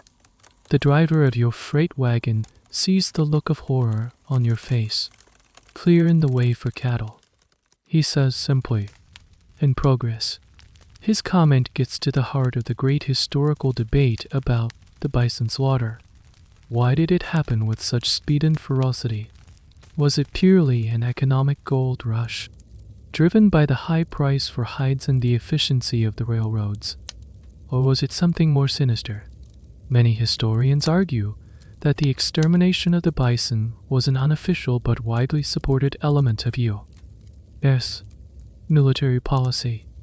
The Plains Indian tribes, the Sioux, Cheyenne, Comanche, and others, depended on the buffalo for their very existence. The bison provided them with food, shelter from the hides, tools from the bones, and was the center of their cultural and spiritual lives. By destroying the bison, the government could destroy the independence of the Plains Indians, forcing them onto reservations, unending their resistance to westward expansion. High-ranking Army officers, like General Philip Sheridan, were reported to have openly supported the slaughter, recognizing that killing the buffalo was a more effective way to pacify the tribes than fighting them directly. Whether this was a formal, written policy or a brutally effective de facto strategy is still a subject of intense academic debate. But standing in this boneyard, the result is undeniable. You look from the silent, staring skulls to the bone picker family, to the vast, empty plains beyond. This is the foundation upon which the Wild West you have been experiencing is being built. The cattle ranches, the farming homesteads, the dusty little towns, they are all rising on the ghost of the bison. The silence here is different from the silence of the empty prairie. It is a heavy, profound silence, filled with the memory of a thunderous life that is now gone. The wildness of the West is not just being tamed. It is being systematically erased and replaced with something else. And the cost of that replacement is written here, in dollar, across the face of the land, leaving the haunting boneyard of the bison behind. You continue your drift north. The mood in the air begins to change. The quiet desperation of the farming towns and the weary monotony of the cattle trails give way to a new kind of energy. It is a frantic, nervous, electric hum. You see it in the eyes of the people you pass. A wild, hopeful glint. You hear it in their conversations, which are no longer about the weather or the price of corn, but about loads, veins, and panning color. You have stumbled into the intoxicating fever dream of a gold rush. The town you arrive in is not like the others. It is a chaotic, temporary-looking camp that has exploded out of a rocky canyon. It is a sea of canvas tents, hastily built wooden shacks, and half-finished storefronts. The main street is a river of mud, churned by the constant traffic of men and mules. The noise is a cacophony of hammering, shouting, and the distant, rhythmic clang of pickaxes against rock. Everyone is in a hurry. Everyone has a secret map, a hot tip, or a gut feeling that they are just one shovelful away from a fabulous fortune. You, being penniless and possessing no equipment, cannot become a prospector yourself. Instead, you get to experience the other side of the gold rush economy. You need a job, and in a boom town, there are plenty, but they are not the jobs you think. You get hired to carry lumber for a new saloon being built at a frantic pace. The owner wants it open by the weekend to start separating the new arrivals from their money. This is the fundamental, and often disappointing, historical truth of the gold rush. The vast majority of people who rushed to California in '49, or to the Black Hills in the 72nds, or to the Klondike in the 92nds, did not get rich. In fact, most of them lost money. The real fortunes were made not by the miners, but by the merchants, entrepreneurs, and opportunists who supplied them, the people who sold the picks, the shovels, the food, the whiskey, and the lodging at wildly inflated prices were the ones who consistently struck it rich. It is the old adage, during a gold rush, sell shovels. You are now part of that secondary economy, hauling the wood that will build the shovel seller's shop. Your boss, the saloon owner, is a perfect example. He pays you a pittance while he charges outrageous prices for everything in his half-finished establishment. A single leg might cost $1. A shot of rot-gut whiskey, $2. A night's sleep on the floor, $5. The miners, flush with the hope of a big strike or having just found a few flakes of color, pay these prices without blinking. Here you learn a quirky, telling detail about the gold rush, the story of blue belly flour.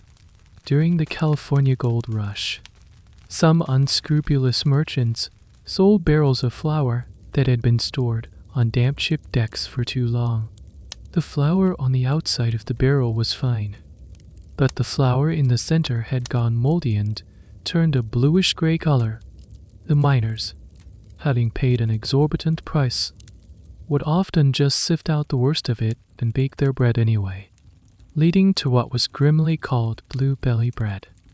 It is a perfect metaphor for the whole experience, a shiny exterior hiding a rotten core. The academic debate about the gold rushes often revolves around their true economic impact.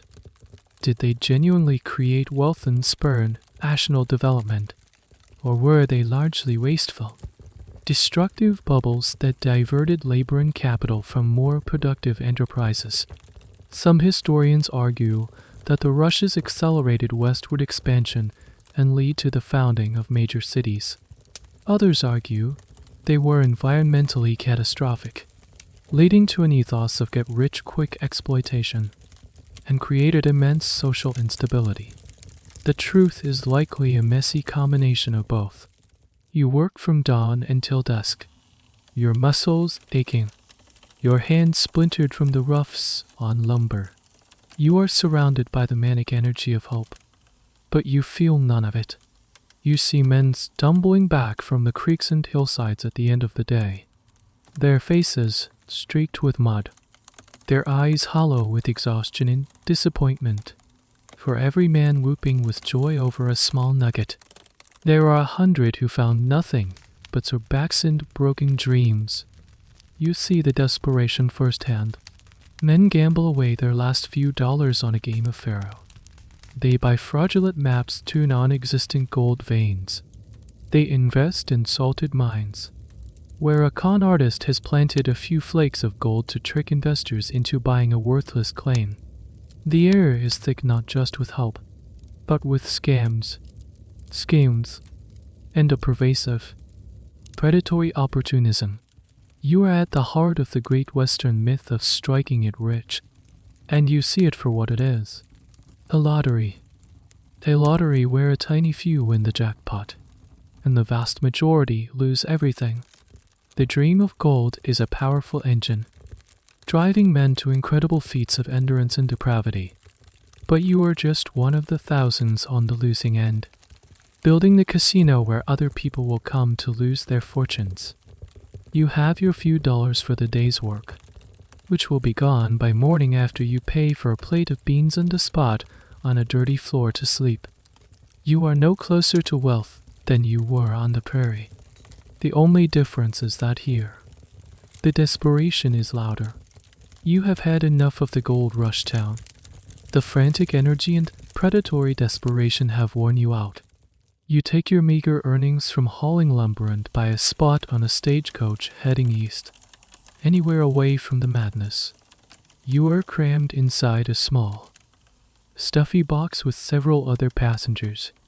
As the stagecoach lurches and sways along the rutted road, you have hours to do nothing but observe the people you are temporarily trapped with, and you begin to realize that the dangers of the West aren't just environmental or medical. They are human. Sitting across from you is a man who is a little too well dressed for this dusty environment. His suit is worn but was clearly once expensive. He has shifty eyes and speaks in a smooth, confident tone, telling grand stories of land speculation and investment opportunities. He keeps his carpet bag clutched tightly on his lap. Next to him is a quiet, grim-faced man with a bulge under his coat that is definitely not a book. He hasn't said a word the entire trip, but his eyes miss nothing. On your other side is a woman dressed in black, her face a mask of weary grief. Are they who they appear to be, or is everyone playing a part? In the transient, anonymous world of the West, discerning a person's true character and intentions was a critical survival skill. You couldn't just look someone up online or check their references.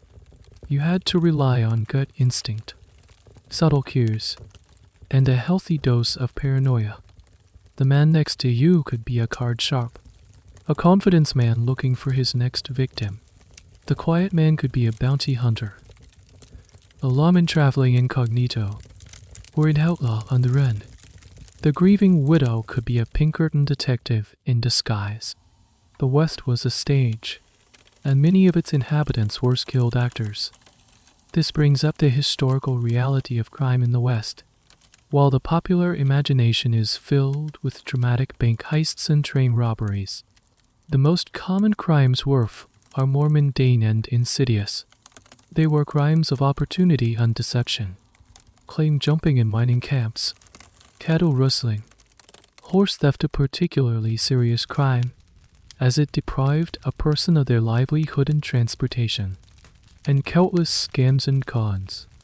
The smooth-talking con artist who sold fake gold, bricks, or worthless stock was a far greater threat to the average person than a famous outlaw like Jesse James. Here you learn about a particularly fascinating, unquirky type of Western criminal, the soiled dove with a twist. While many women in the West were forced by circumstance into prostitution, some used the role as a cover for other criminal activities. A woman working in a saloon or boarding house could overhear valuable information from drunken patrons about payroll shipments, gold discoveries, or business deals. Some became expert pickpockets or blackmailers. The infamous Sadie the Goat Farrell, the female river pirate in New York, had her Western counterparts, women who used society as preconceived notions of female helplessness to their advantage, operating as spies, informants, and thieves. They were a hidden, and often highly effective, part of the criminal underworld. The debate among historians often revolves around the actual level of violence in the West. Was it truly the lawless, violent place of legend? Some revisionist historians, analyzing court records and newspaper archives, argue that iconic cattle towns like Dodge City or Tombstone actually had homicide rates comparable to or even lower than some modern American cities. They contend that the perception of extreme violence was largely a creation of sensationalist dime novels and newspapers that exaggerated every conflict for dramatic effect. Others argue that this statistical analysis misses the point, ignoring the pervasive threat of violence, the lack of effective law enforcement in vast rural areas, and the prevalence of non-lethal but still brutal forms of conflict. The question isn't just how many people were shot, but how safe did the average person feel? The stagecoach stops at a remote way station to change horses. Everyone gets out to stretch their legs. The well-dressed man strikes up a conversation with you, casually mentioning a can't-miss opportunity to invest in a new silver mine. His words are slick and persuasive. He paints a picture of easy wealth. Your modern, cynical mind immediately identifies it as a scam, but you look at the hopeful, desperate faces of some of the other passengers, and you can see how easily they could be drawn in. You politely declined his offer. He smiles, unfazed, and moves on to another potential mark. The quiet man with the bulge under his coat watches the interaction without expression. You realize that you have just passed a crucial test. You have identified a threat not by its physical presence, but by its deceptive language. In this world, the man with the fast tongue can be just as dangerous as the man with the fast gun. As you climb back into the stagecoach, you feel a new kind of weariness. It is the exhaustion that comes from constant vigilance, from having to analyze every person you meet, from knowing that a moment of gullibility could cost you everything you have. The physical hardships of the West were immense, but the psychological strain of navigating a world full of strangers with hidden motives was a burden all its own. The stagecoach ride, with its suspicious characters and bone-jarring discomfort, has given you plenty of time to think about the quiet man with the bulge under his coat. It is a constant, low-level reminder of the role of firearms in this world. Your mind, shaped by a century of cinema, is filled with images of the quick draw, the high noon duel, the showdown in the middle of a dusty street. You imagine that every man is armed and that disputes are settled with a flash of gunpowder. You finally arrive in a slightly more established town and decide to get a drink at the saloon. A slightly less depressing one this time. To wash away the road dust, you notice a sign prominently displayed behind the bar. PLAS, DCA, GCGCK, YOURFIREARMS. The bartender gestures with his head towards a man sitting by the door, who has a collection of pistols and rifles laid out on a table beside him. This is your first major historical reality check about gun culture in the West. Contrary to the myth of a lawless land, where everyone was constantly armed, many frontier towns had strict gun control laws. The most famous cattle towns, like Dodge City, Tombstone, and Deadwood, all had ordinances requiring visitors to disarm upon entering the city limits.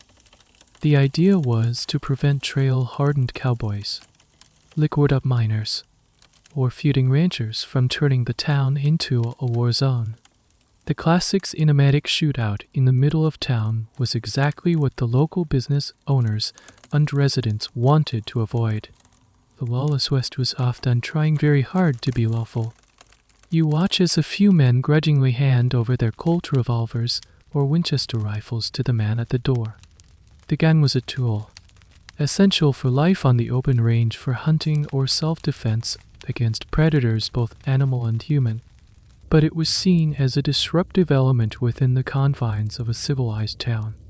You strike up a conversation with an old-timer at the bar, a man whose face is a leathery map of wrinkles. You cautiously ask him about gunfights. He lets out a dry chuckle. He tells you he has lived in the West for 50 years and has never once seen a high noon duel. The entire concept, he explains, is mostly nonsense. This is where you'll learn a quirky, and much more realistic, detail about Western violence. The backshoot, the noble idea of two men facing each other down in a fair fight, was incredibly rare. Most historical gunfights were chaotic, close quarters, and often deeply unfair affairs. They happened suddenly in saloons, on dark streets, or from ambush. A significant number of shooting deaths recorded in the Old West were the result of being shot in the back or being attacked by multiple people at once. The code of the West was more about survival than honor. The man who won the fight was usually the one who shot first. not the one who is quickest on the draw. The academic debate on this topic is fascinating. Some historians argue that the very idea of the gunfighter as a distinct profession is a myth. Men like Wild Bill Hickok or Wyatt Earp were primarily lawmen, gamblers, or businessmen who were, by necessity, skilled with a gun. They weren't wandering knights errant looking for duels. Their famous shootouts were brutal, messy exceptions in their lives, not their daily business. Other historians argue that while a profession might be an overstatement, there was a definite subculture of men whose reputations were built on their willingness and ability to use violence. And this reputation was a form of currency in itself. The old-timer points to his own hip, where he isn't carrying a gun. "Thy gun's a quarrel starter," he says. "Better to have a good lawyer than a fast gun."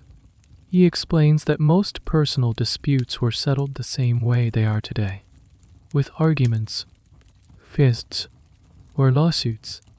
A gun was a last, and often disastrous, resort. He also tells you about the inaccuracy of the period's handguns. The classic Colt Peacemaker was a powerful weapon, but hitting a man-sized target from any significant distance, especially under the stress of a conflict, required immense skill and a lot of luck. The cinematic trope of fanning the hammer to fire incredibly fast was a sure way to miss everything you were aiming at. A deliberate, carefully aimed shot was far more deadly. You leave the saloon with a completely different picture in your head. The gun was not a symbol of freedom or a tool for heroic justice. It was a dangerous and oft uncumbersome piece of equipment, regulated in towns and used with brutal pragmatism in the wilderness. The myth of the gunfighter was created for an audience back east, hungry for tales of adventure. The reality was that a gun was far more likely to get you into trouble than out of it. The real art of survival in the West wasn't being fast with a gun. It was being smart enough to never have to draw one in the first place. Your time in the West has been a series of jarring disconnects from your old life. But nothing highlights the chasm between the 19th and 21st centuries quite like the simple act of communication. You feel isolated, cut off from everything and everyone you had ever known. You decide to write a letter home, a message in a bottle cast into the vast, dusty ocean of the American continent. Finding the materials is the first challenge. You go to the general store and purchase a single sheet of brittle, slightly yellowed paper and a small envelope for a few cents.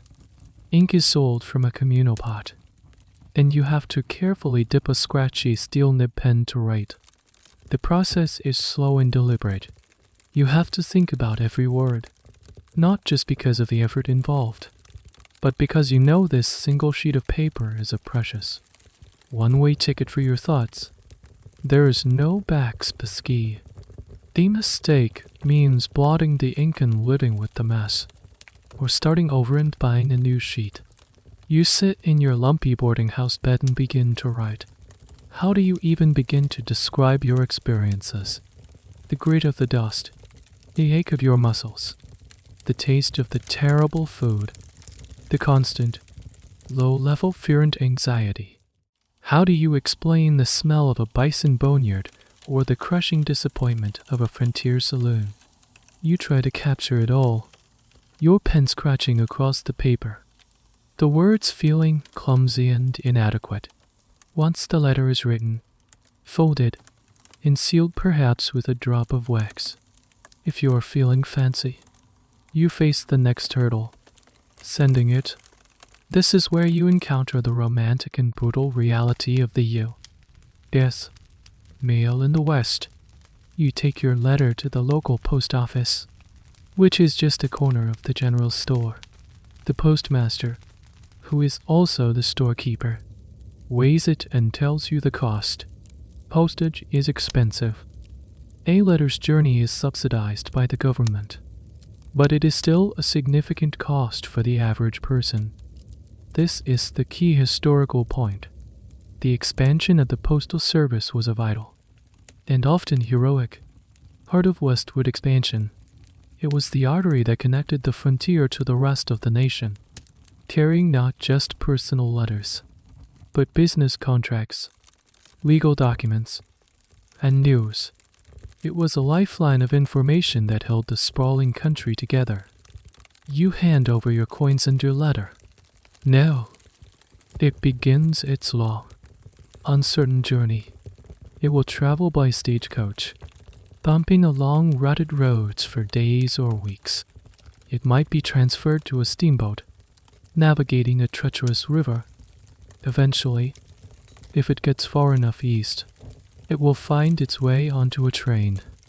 The entire journey could take a month, or even longer, and that is if everything goes right. The mail was a frequent target for robbers who believed the bags might contain cash. It could be lost in a river crossing, burned in a fire, or simply misplaced in a chaotic frontier post office. Sending a letter was an act of faith. You ask the postmaster about the legendary Pony Express. His face breaks into a rare smile of nostalgia. He tells you that was a brilliant, glorious failure.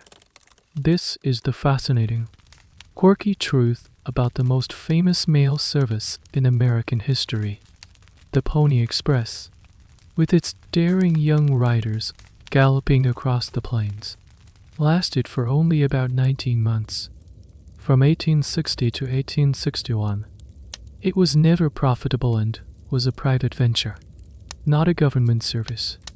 It was made instantly obsolete by the completion of the transcontinental telegraph line in October 1861, which could send a message from coast to coast in minutes, not 10 days. The Pony Express lives on in American folklore as a symbol of speed and courage. But, in reality, it was a short-lived, financially disastrous enterprise that was a technological dead end. The academic debate around this subject often centers on the psychological versus the practical impact of the mail.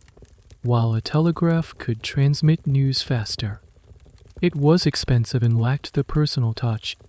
How important was the physical letter?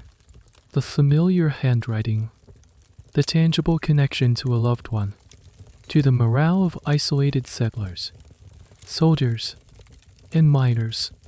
Historians analyze diaries and letters of the period, trying to measure the emotional weight of a letter from home.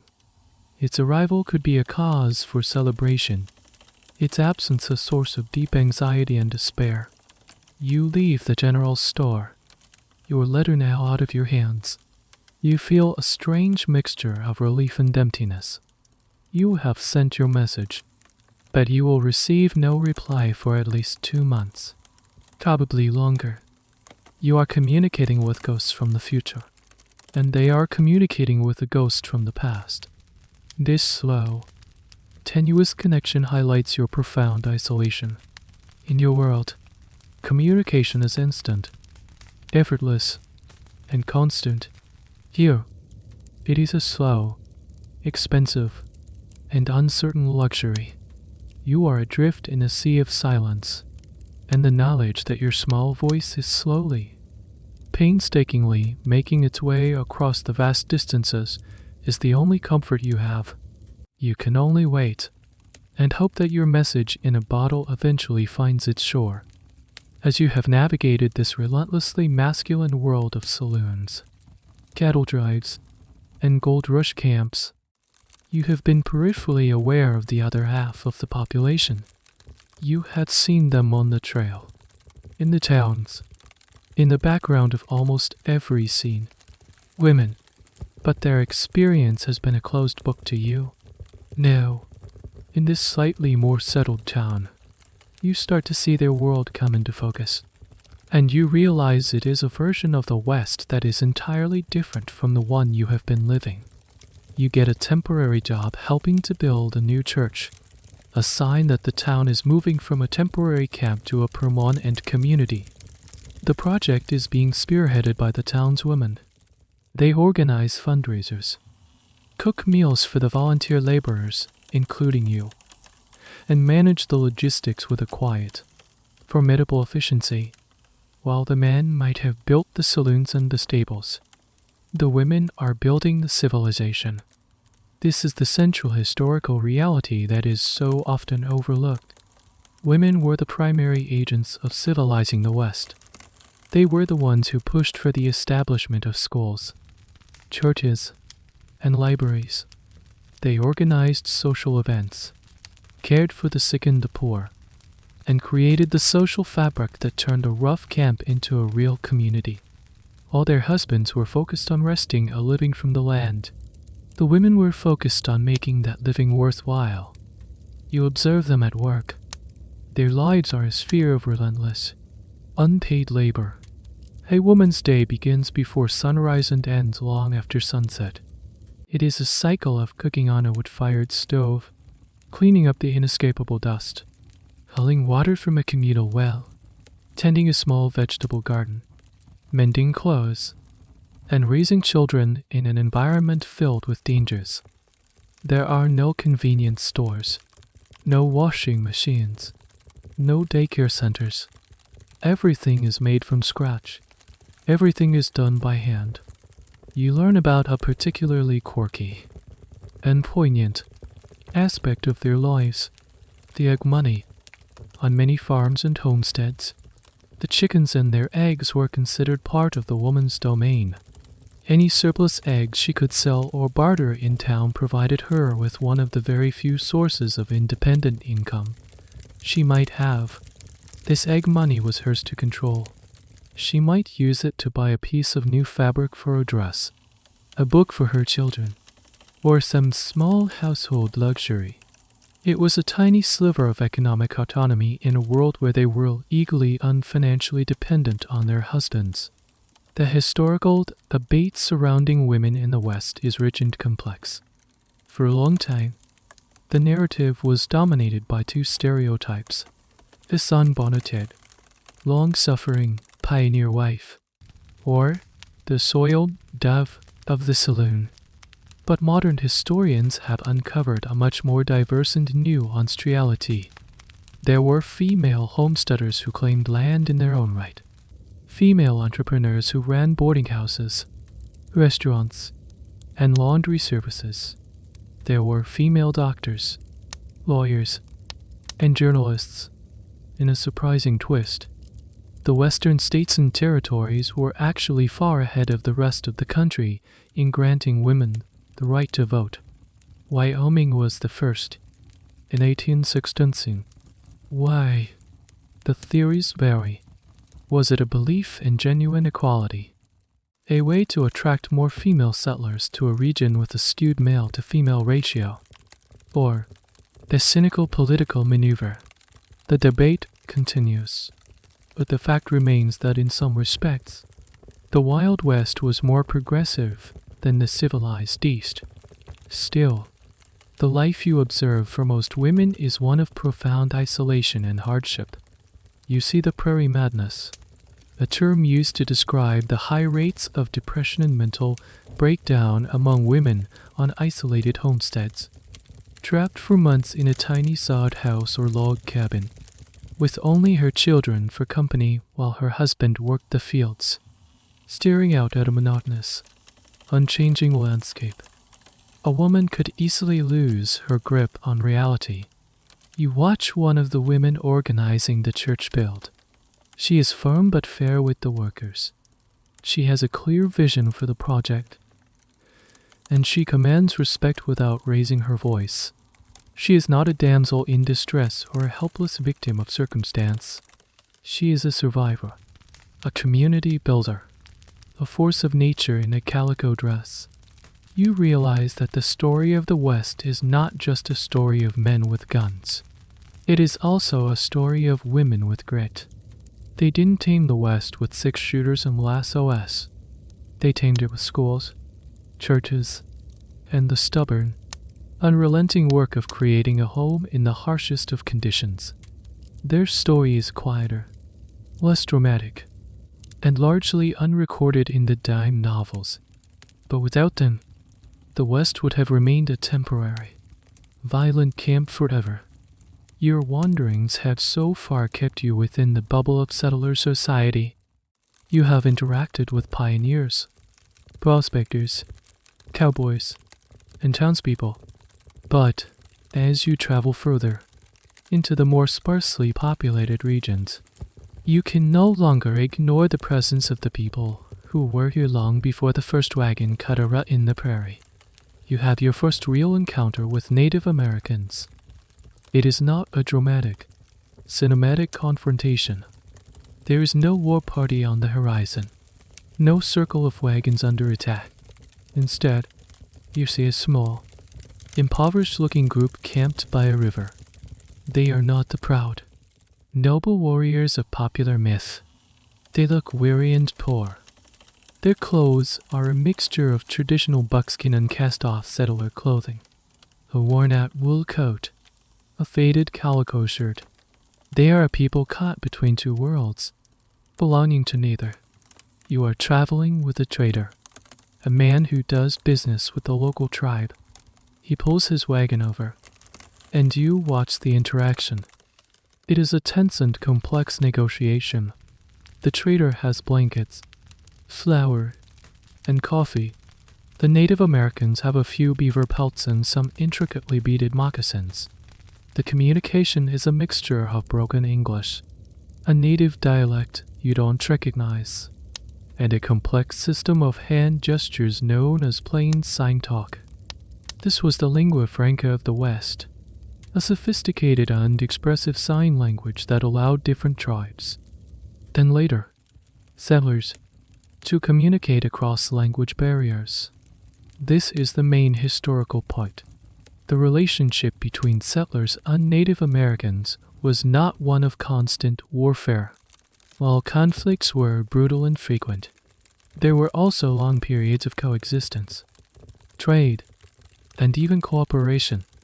The narrative of Cowboys versus Indians is a gross oversimplification of a deeply complex and varied set of relationships that changed over time and from region to region. For every battle, there were 1,000 mundane interactions like this one, built on a fragile and often unequal economic interdependence. The trader tells you a story that illustrates a quirky and tragic misunderstanding between the cultures. He talks about the concept of a treaty. To the U.S. government, a treaty was a legally binding document, a permanent transfer of land ownership to many Native American tribes. The concept of selling the land itself was absurd. You could no more sell the land than you could sell the sky or the rain. They often viewed treaties as agreements to share the land, or as temporary permissions to use it, not as an irreversible sale. This fundamental difference in worldview led to countless broken treaties and accusations of bad faith on both sides.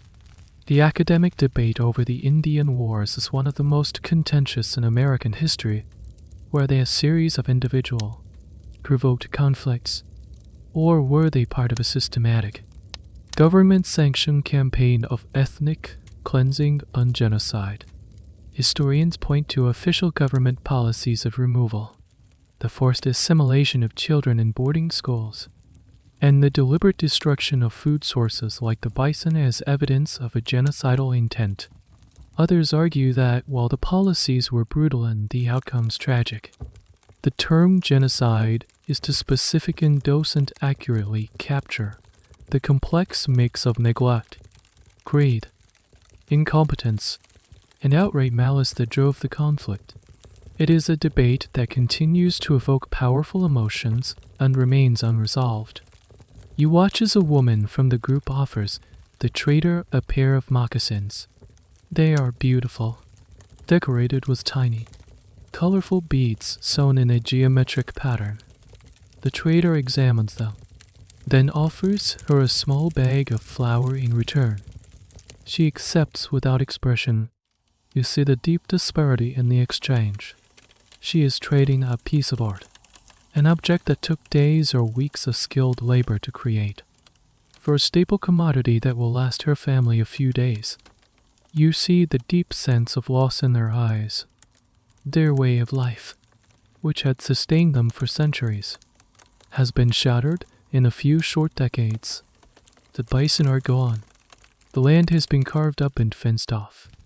They are now dependent on government rations or unequal trade with the very people who displaced them. As you ride away, leaving the small camp behind, you are struck by a profound sense of injustice. The Wild West you have been experiencing, with all its hardships and struggles, is a world that was built on top of another, older world. The taming of the frontier was not just about breaking sodden building towns. It was about the displacement and subjugation of an entire people.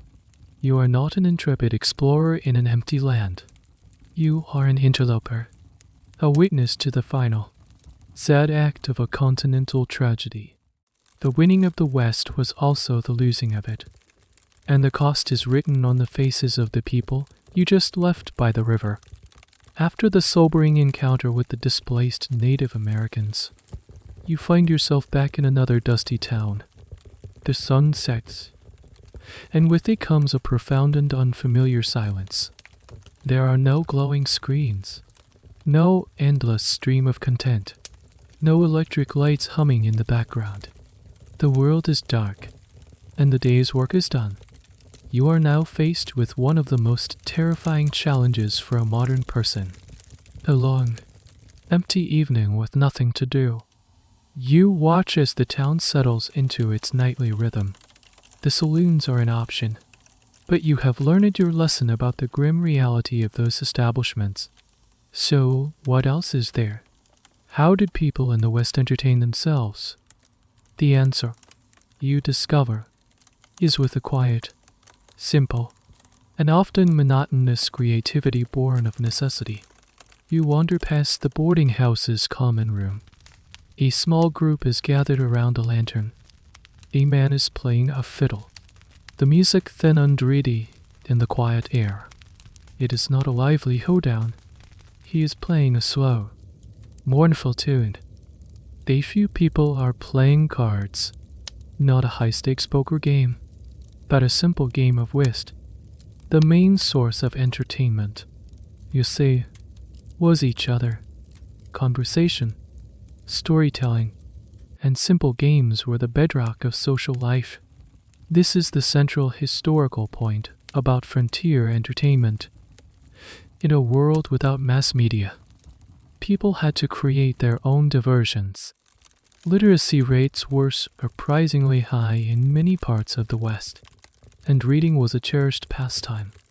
The Bible was the most common book, but cheap. Sensational dime novels were incredibly popular. These were the equivalent of blockbuster movies, filled with exaggerated tales of heroic cowboys, villainous outlaws, and daring adventures.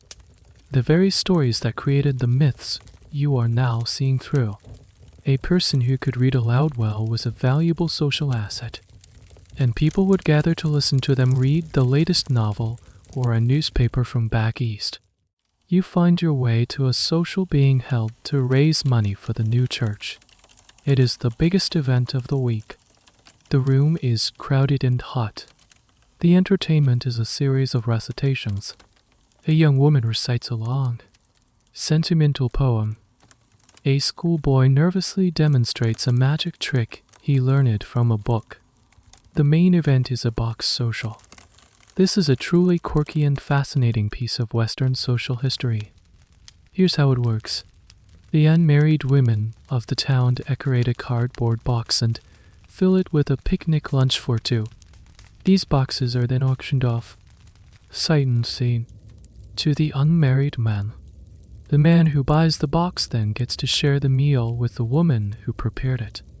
It was a primary method of courtship, a way for young people to meet and spend time together under the watchful eyes of the community. It was also a source of immense drama and social anxiety.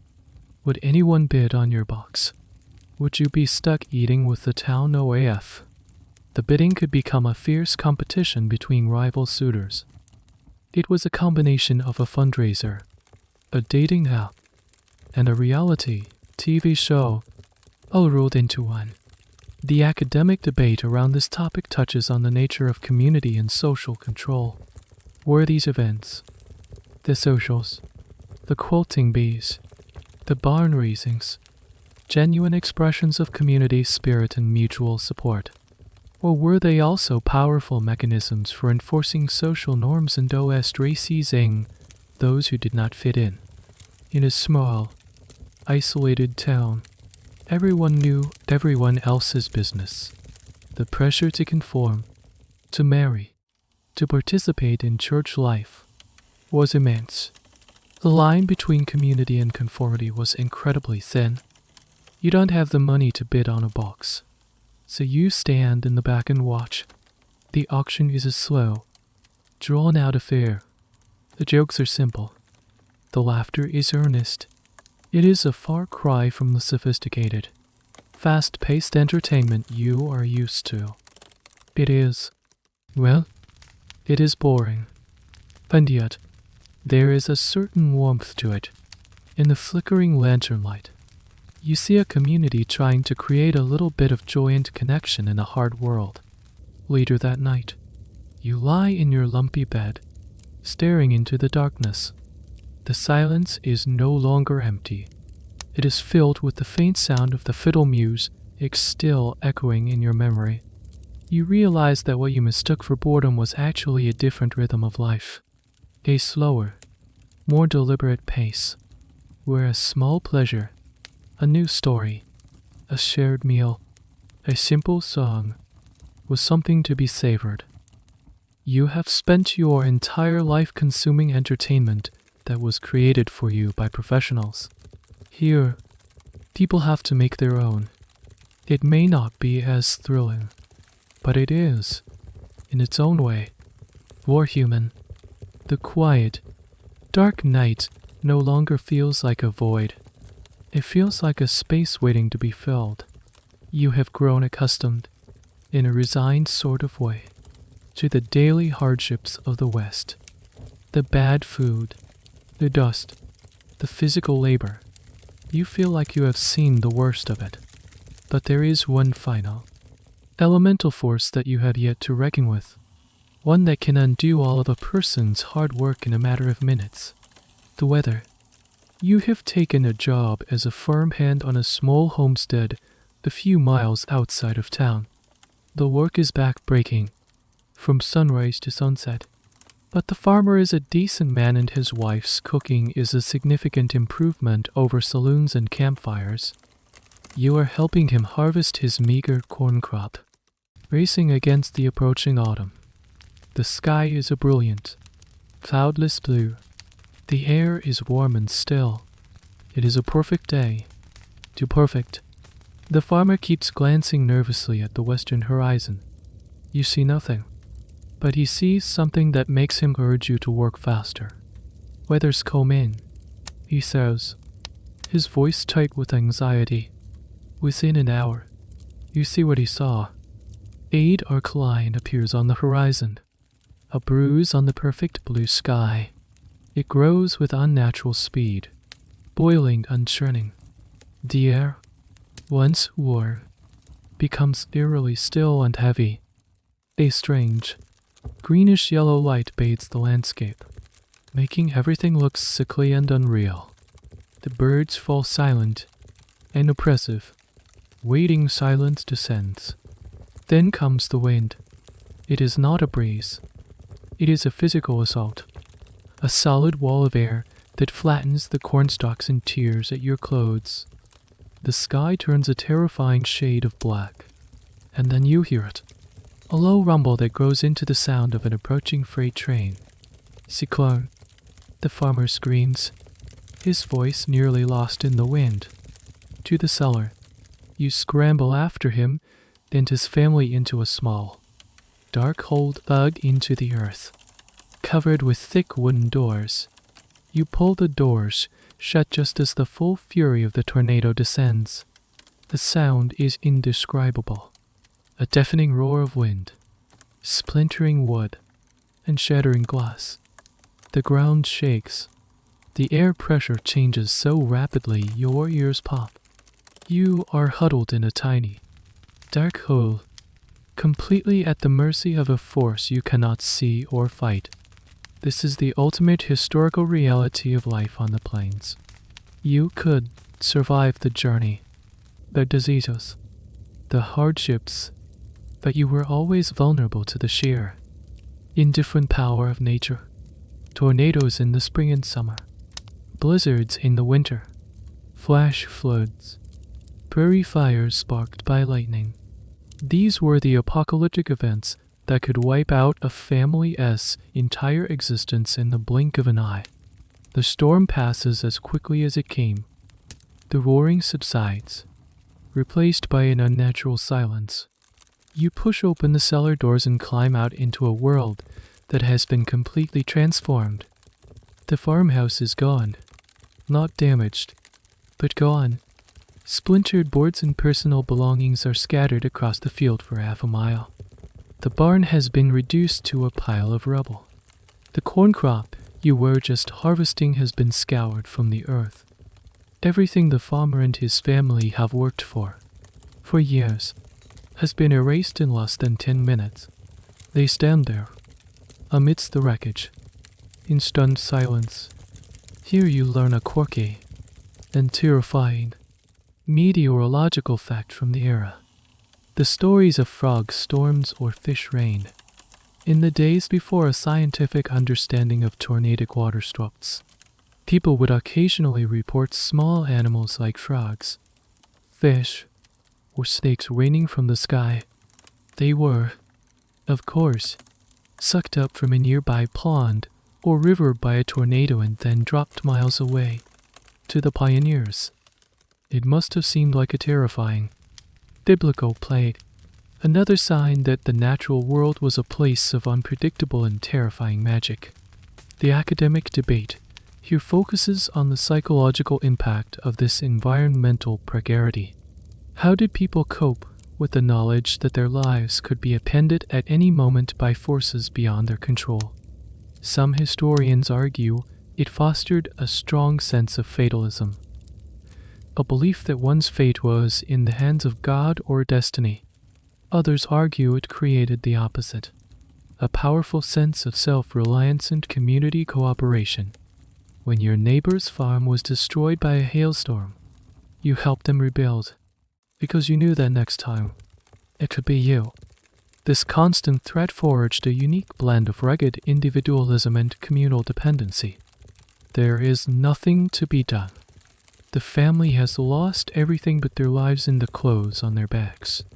They will have to start over, either by taking a loan from the bank at high interest, relying on the charity of their neighbors, or simply giving up and moving on. Your job has literally been blown away. As you walk back towards town, leaving the devastated farm behind, you finally understand the deepest fear of the Western settler. It was not outlaws or Indians. It was the sky. It was the knowledge that the same sky that brought the life-giving sun on drain could, without warning, turn into a monstrous, destructive enemy. You can't reason with the tornado. You can't sign a treaty with a blizzard. You can only hide, and pray, and hope that you are lucky. The Wild West was wild not because of its people, but because of the untamed and oft unviolent nature of the land itself. The tornado has left you jobless in the town in a state of shock. The community pulls together to help the devastated family, but the event has frayed every home's nerves. A few days later, a new kind of trouble arrives. A local rancher accuses a newcomer, a quiet man who keeps to himself, of stealing one of his horses. Horse theft is one of the most serious crimes in the West, striking at a man's livelihood and his ability to survive. There is no proof, only the rancher's word and the fact that the newcomer owns a horse that looks vaguely similar. The town marshal, your old acquaintance the blacksmith, arrests the man, but the rancher and his friends are not satisfied. They are angry, spooked by the tornado, and looking for someone to blame, for some kind of order to be imposed. They start talking about taking matters into their own hands. The word vigilante is whispered in the saloon. You are about to witness the dark side of frontier justice. That night, a mob of about 20 men, their faces illuminated by flickering torches, marches to the small, flimsy building that serves as the town jail. They are not the good citizens of the posse comitatus. This is something different. This is a lynch mob. They demand the marshal hand over the prisoner. The marshal, brave but hopelessly outnumbered, refuses. The mob smashes the door down, drags the terrified prisoner out, and hoists him onto a horse. This is the grim historical reality of law on the frontier, when official, state-sanctioned law was weak, distant, or perceived as ineffective. Communities often formed vigilance committees to enforce their own brand of justice. These groups walked a fine line between maintaining order and becoming lawless mobs. Some, like the famous San Francisco Committee of Vigilance in the 1852s, were highly organized, held quasi-legal trials, and were supported by the town's leading merchants. Others were little more than angry mobs enacting personal vendettas. The mob drags the accused man to a large cottonwood tree at the edge of town. There is no trial, no judge, no jury. The man's guilt has already been decided. He pleads his innocence, but his voice is drowned out by the angry shouts of the crowd. You watch from a distance, horrified but powerless. This isn't justice. It is a ritual of communal rage. Here, you encounter a strange and disturbing piece of legal history. The concept of unwritten law. In many parts of the West, there was a belief that certain offenses were so heinous that they fell outside the scope of formal law, justifying immediate and lethal retribution. Horse theft was one. Insulting a woman was another. The unwritten law was a folk legal concept that gave vigilantes a cloak of moral justification for their actions. It was an expression of a community as values, but it was also a recipe for arbitrary violence. The academic debate over vigilantism is intense. Were vigilantes frontier heroes who brought order to chaos where official law failed? Or were they terrorists who trampled civil rights and used the guise of justice to eliminate rivals, persecute minorities, and enforce the rigid social hierarchy? The answer, as is often the case, is that they were both. Some vigilance committees did root out genuine criminal gangs and make their communities safer, but many others devolved into scores settling on bigotry, targeting Mexicans, Chinese immigrants, or anyone who did not fit the dominant mold. The justice they dispensed was often anything but. They throw a rope over a thick branch of the tree as they place the noose around the man's neck. A rider comes galloping into town, shouting. It is one of the rancher's own hands. He has found the stolen horse. It had simply wandered off, its tether broken, and was found grazing in a nearby canyon. A stunned silence falls over the mob. They look at the trembling man with the noose around his neck, then at each other. Their righteous anger evaporates, replaced by a shamefaced confusion. They slowly, quietly, let the man down. The mob disperses, melting back into the darkness. The torch is extinguished one by one. The accused man, now proven innocent, is left alone under the tree, weeping. You have just witnessed a lynching that was stopped at the last possible second, but the event leaves a poisonous residue in the air. The fragility of law and order has been laid bare. You have seen that justice in the West is not always about truth or evidence. It can be a matter of popular opinion, swayed by fear and anger. The line between a community protecting itself and a mob committing murder is terrifyingly thin. The law isn't a solid bedrock here. It is a flickering candle, in a strong wind, and you have just seen how easily it can be blown out. The near lynching has left a permanent scar on the town's psyche. The fragile trust between neighbors is broken. The place feels haunted. It is time for you to move on. You head south, walking again, just trying to put distance between yourself and the memory of that night. As you travel, you begin to notice a subtle but profound change in the landscape. It is a change that signals the true end of the Wild West, and it has nothing to do with lawmen or outlaws. You see fences, my left or my love them, stretching across the open prairie in straight, unyielding lines. This is not the split rail fence of a small farm. This is something new, something grimly efficient. It is barbed wire, 2 strands of twisted wire, with sharp barbs spaced every few inches. It is an ugly, aggressive invention, designed not just to mark a boundary, but to inflict pain on anything that tries to cross it. The introduction of barbed wire in the mid-1870s was one of the most transformative events in Western history. This is the final, crucial historical point. Before barbed wire, the plains were an open range, a vast commons where the great cattle herds could roam freely, moving from pasture to pasture. Fencing was impractical. There was not enough wood on the treeless plains to build traditional fences. Barbed wire changed everything. It was cheap to produce, easy to transport by rail, and could be strung up quickly by just a few men. For the first time, the vastness of the prairie could be cheaply, undefectively carved up, privatized, and controlled. You see the conflict it creates. You watch a trail boss arguing with a homesteader who has fenced off a traditional waterhole.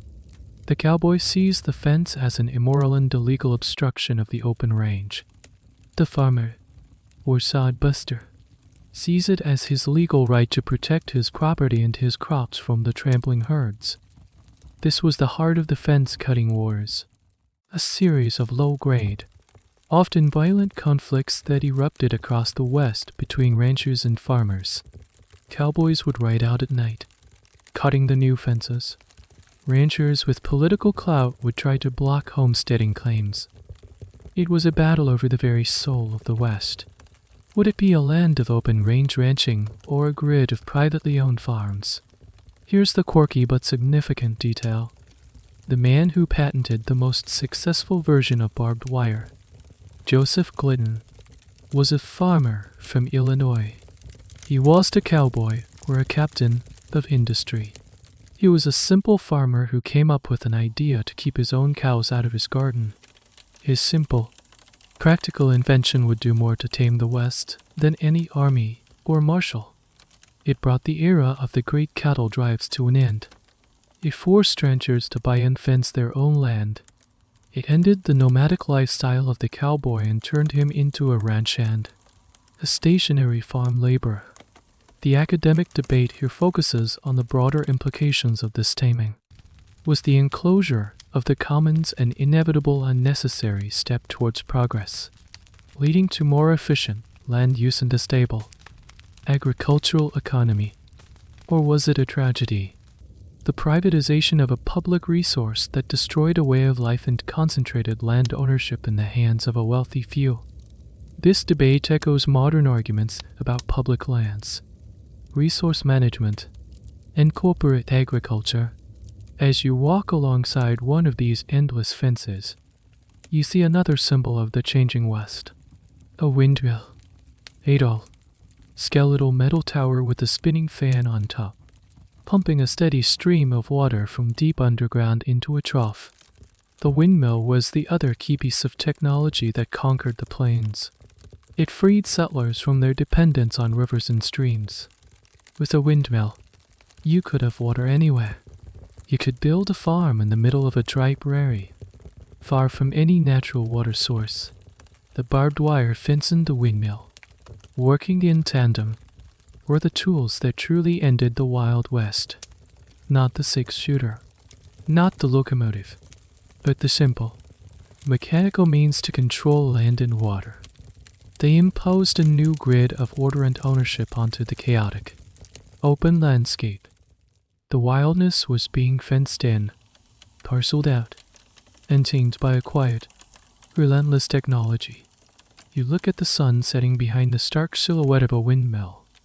The romantic, lowest, open-range frontier you thought you were journeying through is gone. If it ever truly existed, it has been replaced by a world of property lines, legal deeds, and fences. The age of the adventurer is over. The age of the farmer and the businessman has begun. The West has not been won by the gun, but by the wire. Your journey has reached its end, not because you have arrived at a destination, but because the world you set out to find has vanished, enclosed and tame, 1 acre at a time. And so, your journey through that time comes to a gentle close.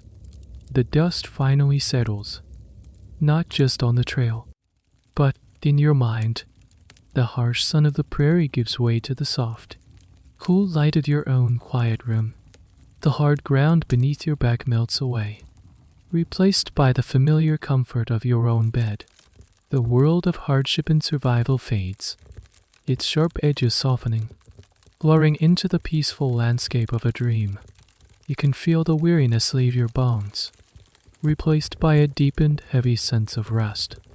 The endless, creaking sound of the wagon wheels fades into the gentle hum of the fan in your room, a soothing, rhythmic whisper. The anxieties of thirst and hunger, of danger and loneliness, all dissolve into the stillness of the night. You are safe now. You are comfortable.